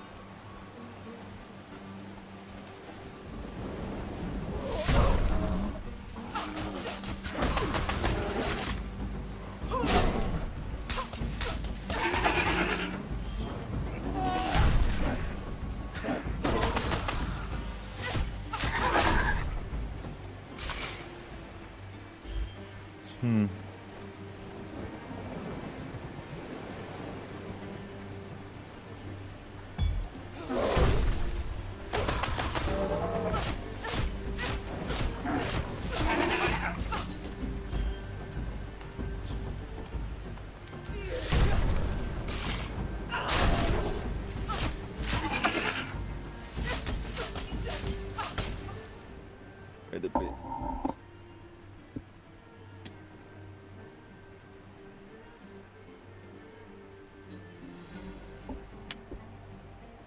Okay. You are right to cower in fear, thieves. I have lots of money right now. I have tons of money.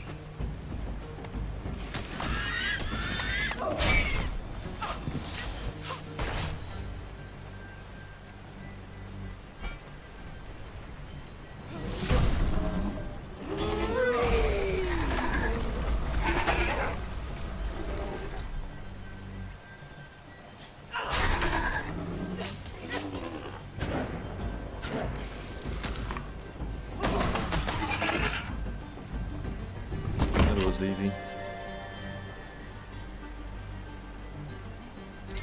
Yeah, passively heal of an HP. That is really good. That's what I needed actually.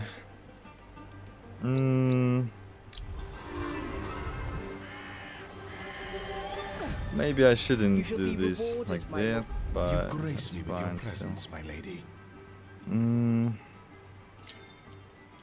4 attacks.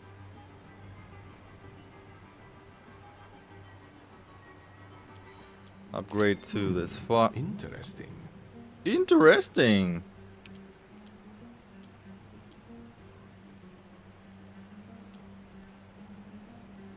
Right now I'm really upgraded my attack. Really much. Chill, chill, dash. Crit chance. Uh-huh. Most suitable. So I'm really auto-attacking here. Okay, let's try. Let's try this build on the Grimoire. Fitting entourage for the Queen of Winter.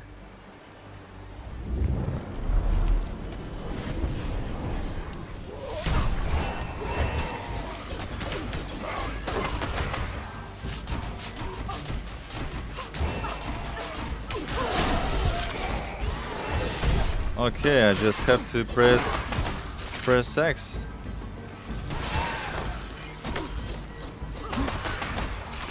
And that's it.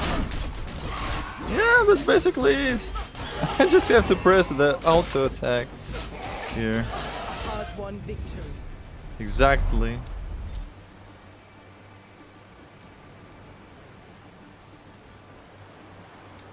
Just damage.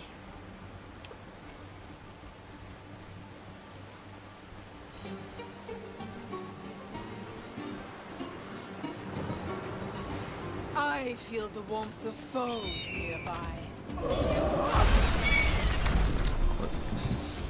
I missed the button.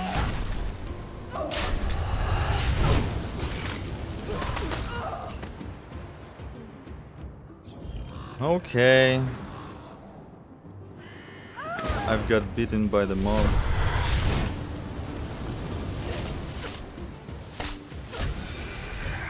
That's bad. That was so bad.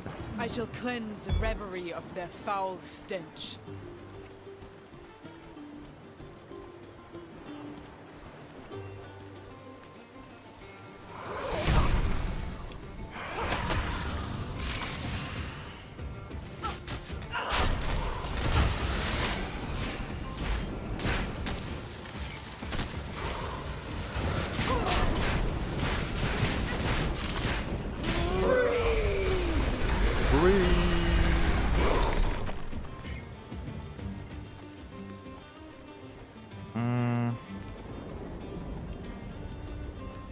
I have 3 HP left. The key.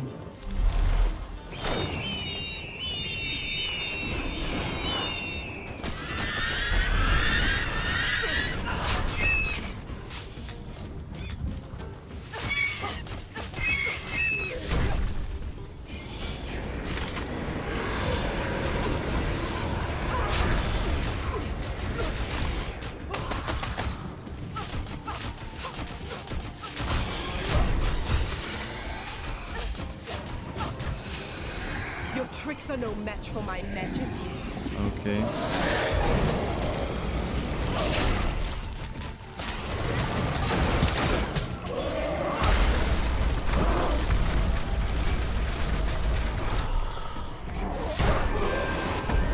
Whoa. Shit.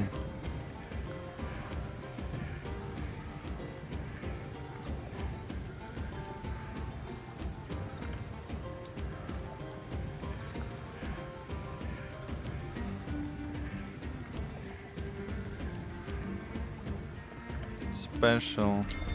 Most excellent.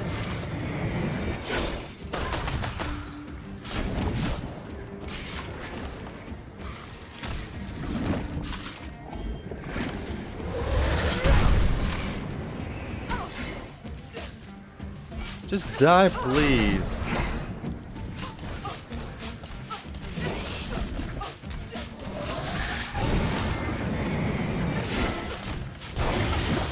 Its death is cold comforted. +2? That's so good. Side quest with the Cyclops. I don't want to. I really don't want to.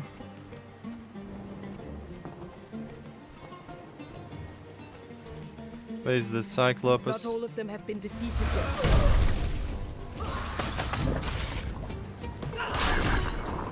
That's so much damage.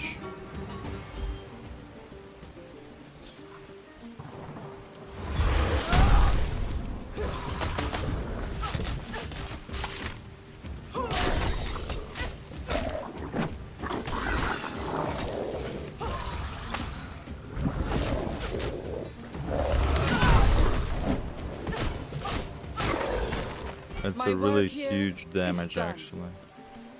I like it.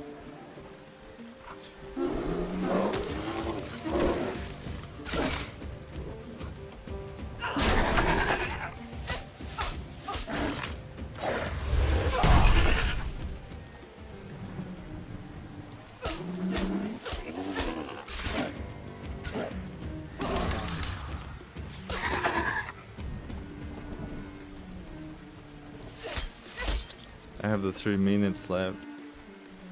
Okay.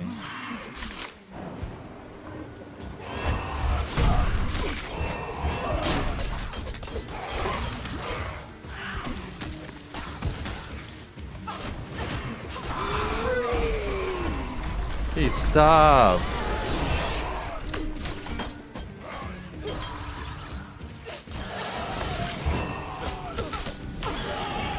Death at my hands is a gift. So much gold actually. It's too much gold. Found the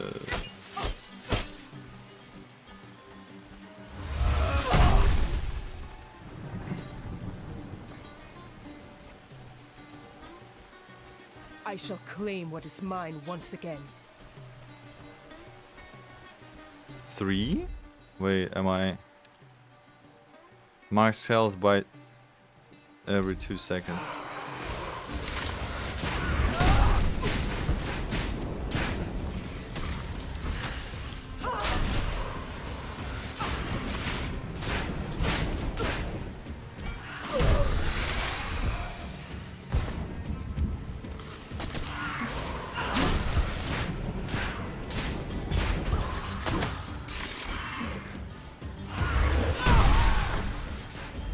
Fine.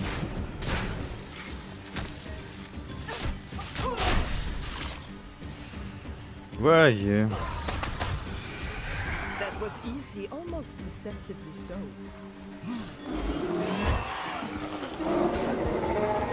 Ah.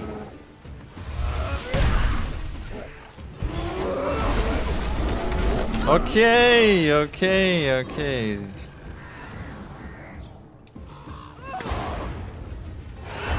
It was a bad idea to use ult.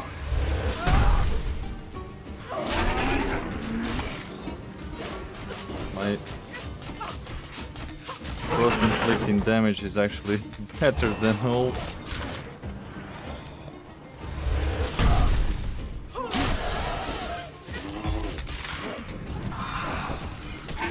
It's actually better. I have other matters to attend to. I don't need too many abilities, to be honest. I just need to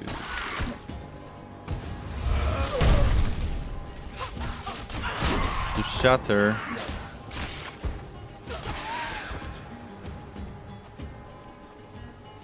the frost I inflicted. Exactly like this, and the whole pack is dead.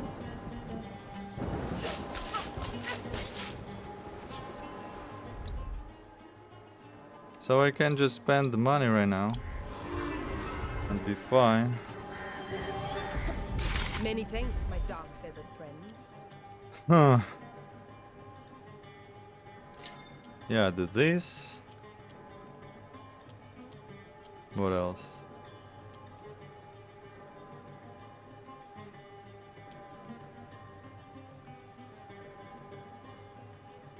Yes, this is a most fitting choice.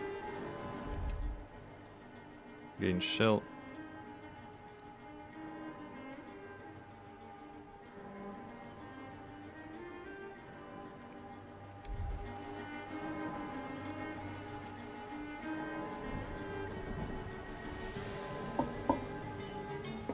You are a vision, my queen.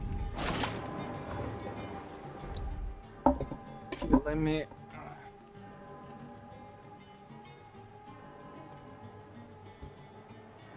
My second computer started to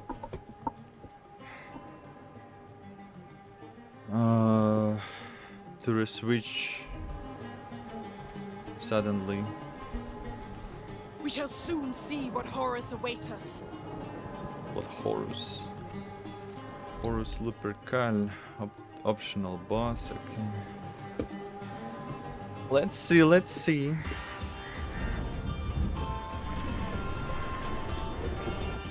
You shall be rewarded, my lord.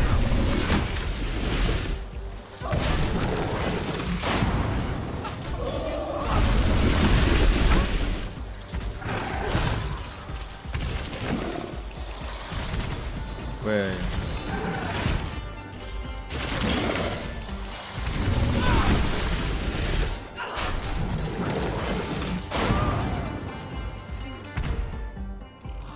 What am I done? I could use dash. I mean, not dash, but yeah, I'm really bad.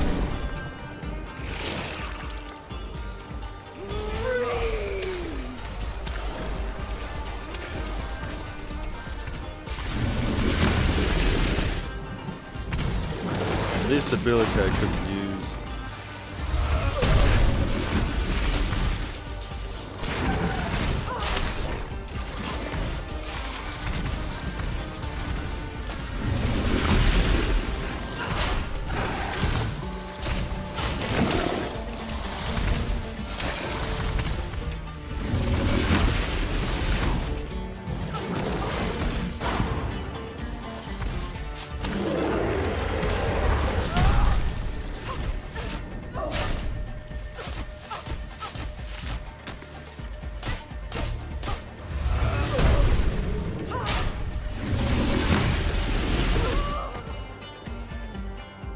Okay.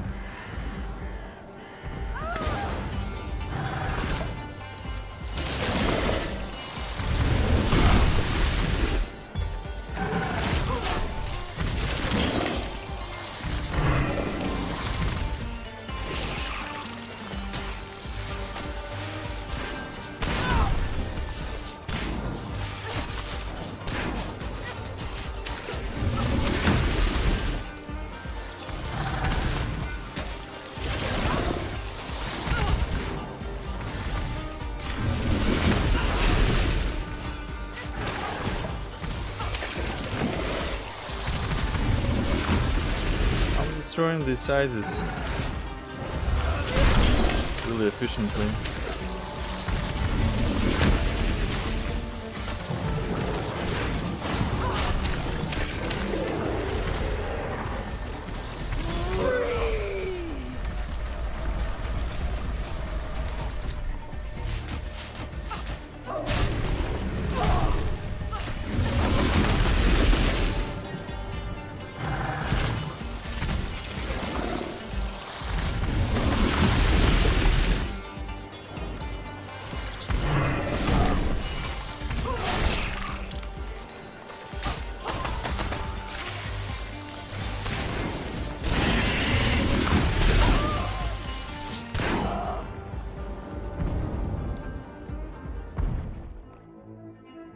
Fucking really?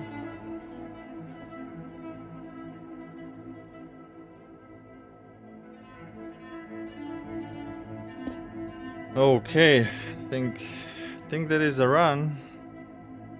Think that is actually a run. Here, I didn't beat the boss yet, but The darkness cannot Ugh. prevail.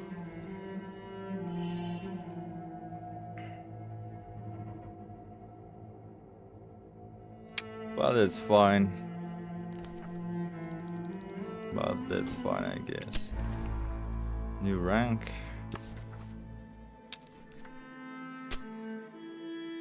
Public search. Okay.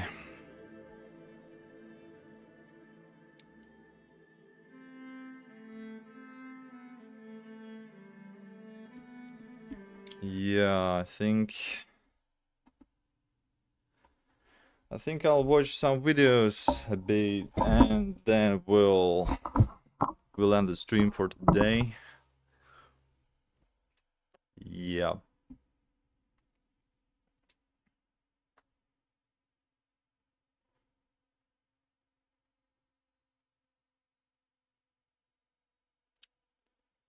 Be right back after some time, a little.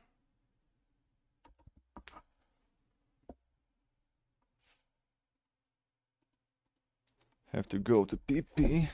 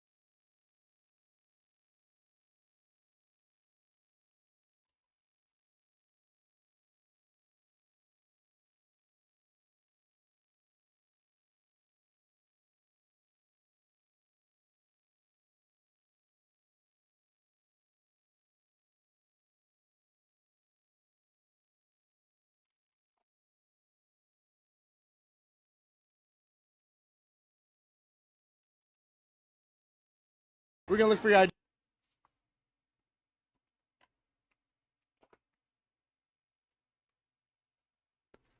Okay. Is she delusional, to be honest? Street interview shorts. Yo, man, okay? Okay. What age does he have to be? 23 or older. How old are you? 21. What's the max? 30. She doesn't like the younger guys or the guys of her age. Okay. Too. I like older men. You like older men? Can they be married or Okay. not? Depends what the situation is. Depends of the situation. Just married or not? Yes or no? What is the situation she's talking about? Let's say it's your ideal man and they're married and you want to steal them. Would you do that, or would you feel like guilty? I don't think she will ever feel guilty about this. If she thought like this, she didn't answer immediately. Be honest. No. I wouldn't. Oh, I you wouldn't wouldn't touch do a it. marriage. Exclude married.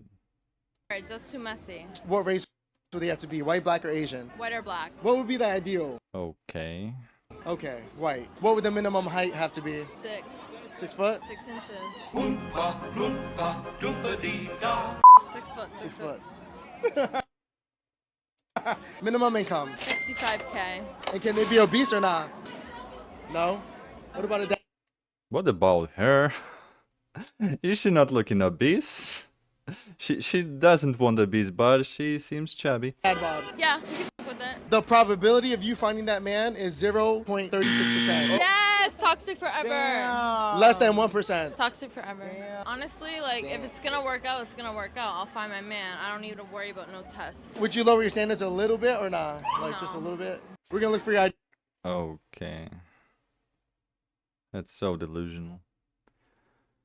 I mean, she's not that bad, but the Asian guy in the back waiting for her to lower her standards. 6 inches.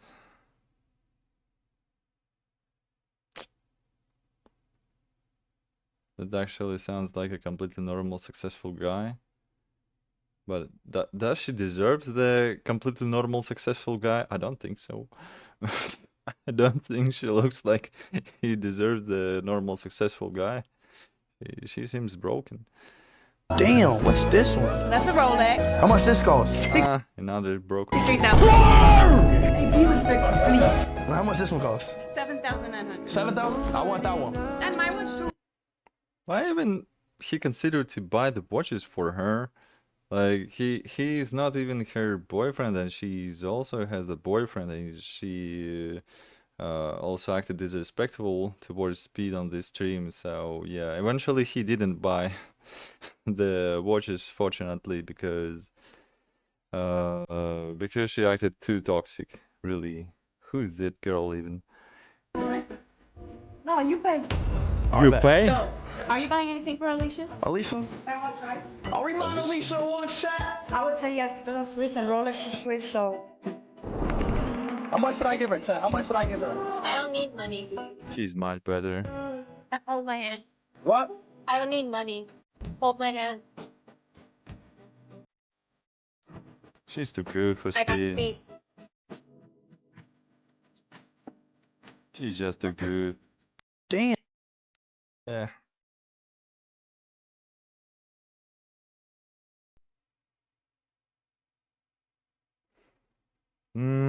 Yeah. Speed lost everything. What's your age? I'm 26. I'm 30. How long have you been together? 4.5 years. If your man gave you a guilt-free pass to have fun with any guy in the world, would you take it? No. Why not? I don't think that you can come back from that. I just don't think so. Whether Yeah, it's today, that's tomorrow, right. a year from now, or 10 years from now, I feel like it would affect their relationship. Open relationships are not the relationships, basically. That is the messed up in the mind, and that is the excuse basically for girls to have the sex with the multiple guys, mostly. A lot. So if he knew that while you were with him, you were with another man, you don't think he could handle that? No, I don't think so, and I don't think he should have to handle that. Yeah, Would you handle that? exactly. So reasonable answer. But be I honest like with it. me. Yes. You're saying he couldn't handle that? Yes. It doesn't need it doesn't need to be handled, because the question itself is really just messed up and provocative. Because why would he even give her the permission to date the other man in the first place? What is the point of it? What if you found out that he cheated on you? Now, would you still stay or would you get up and go? Get up and go, of course. I would leave. 100%. I would walk away. Yeah, that's just straight up disrespectful. The cheating and all of these open relationships are not the relationships, so it's just not how it works. I want her to leave as well. Yeah. Because something we don't do is we don't respect infidelity. So do you guys think that men can cheat on women that they love, or that's just a myth? 100% not. Imagine cheating on a person that you say that you love and then going back home to that person sleeping next to them. That's betrayal. That's betrayal. That's supposed to be the closest person to you. You know how fake a human being has to be in order to do that? That's what 95% of men are right now in this living age. Yeah. Yeah. Yeah, I'm even pressing the like here because this couple is really spitting facts. Nicely raised. That's how it's supposed to be. Wait.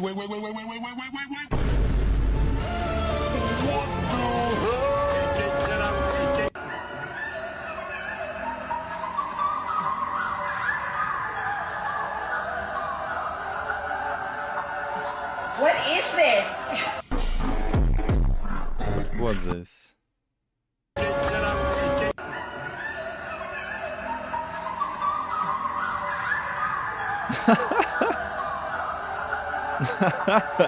What is this?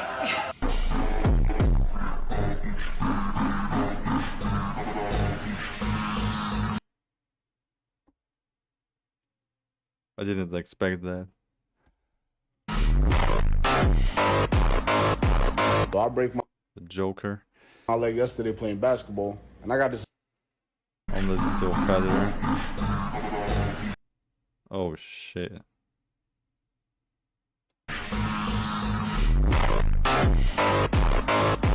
So I break my leg yesterday playing basketball, and I got this attention-seeking goofy right here pretending he feels my pain. Hamster. Bro, stop playing with me, bro. Get up, bro. You a clown, gang. واتركي جروحي الزمن.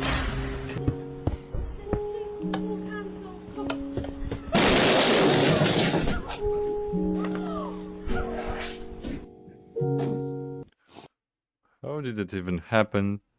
What the fuck? What the fuck is going on in India? It's so... It's like the Rust ever.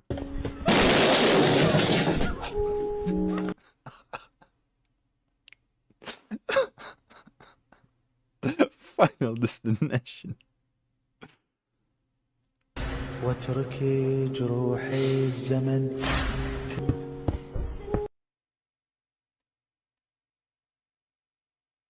I got this attention-seeking goofy right here pretending he's playing with me, bro. He's selling the lemonade. Clown, gang. واتركي جروحي الزمن.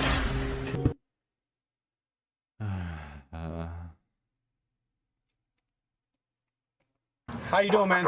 Hey. My name. Okay, I got a good time here. Don't forget to subscribe.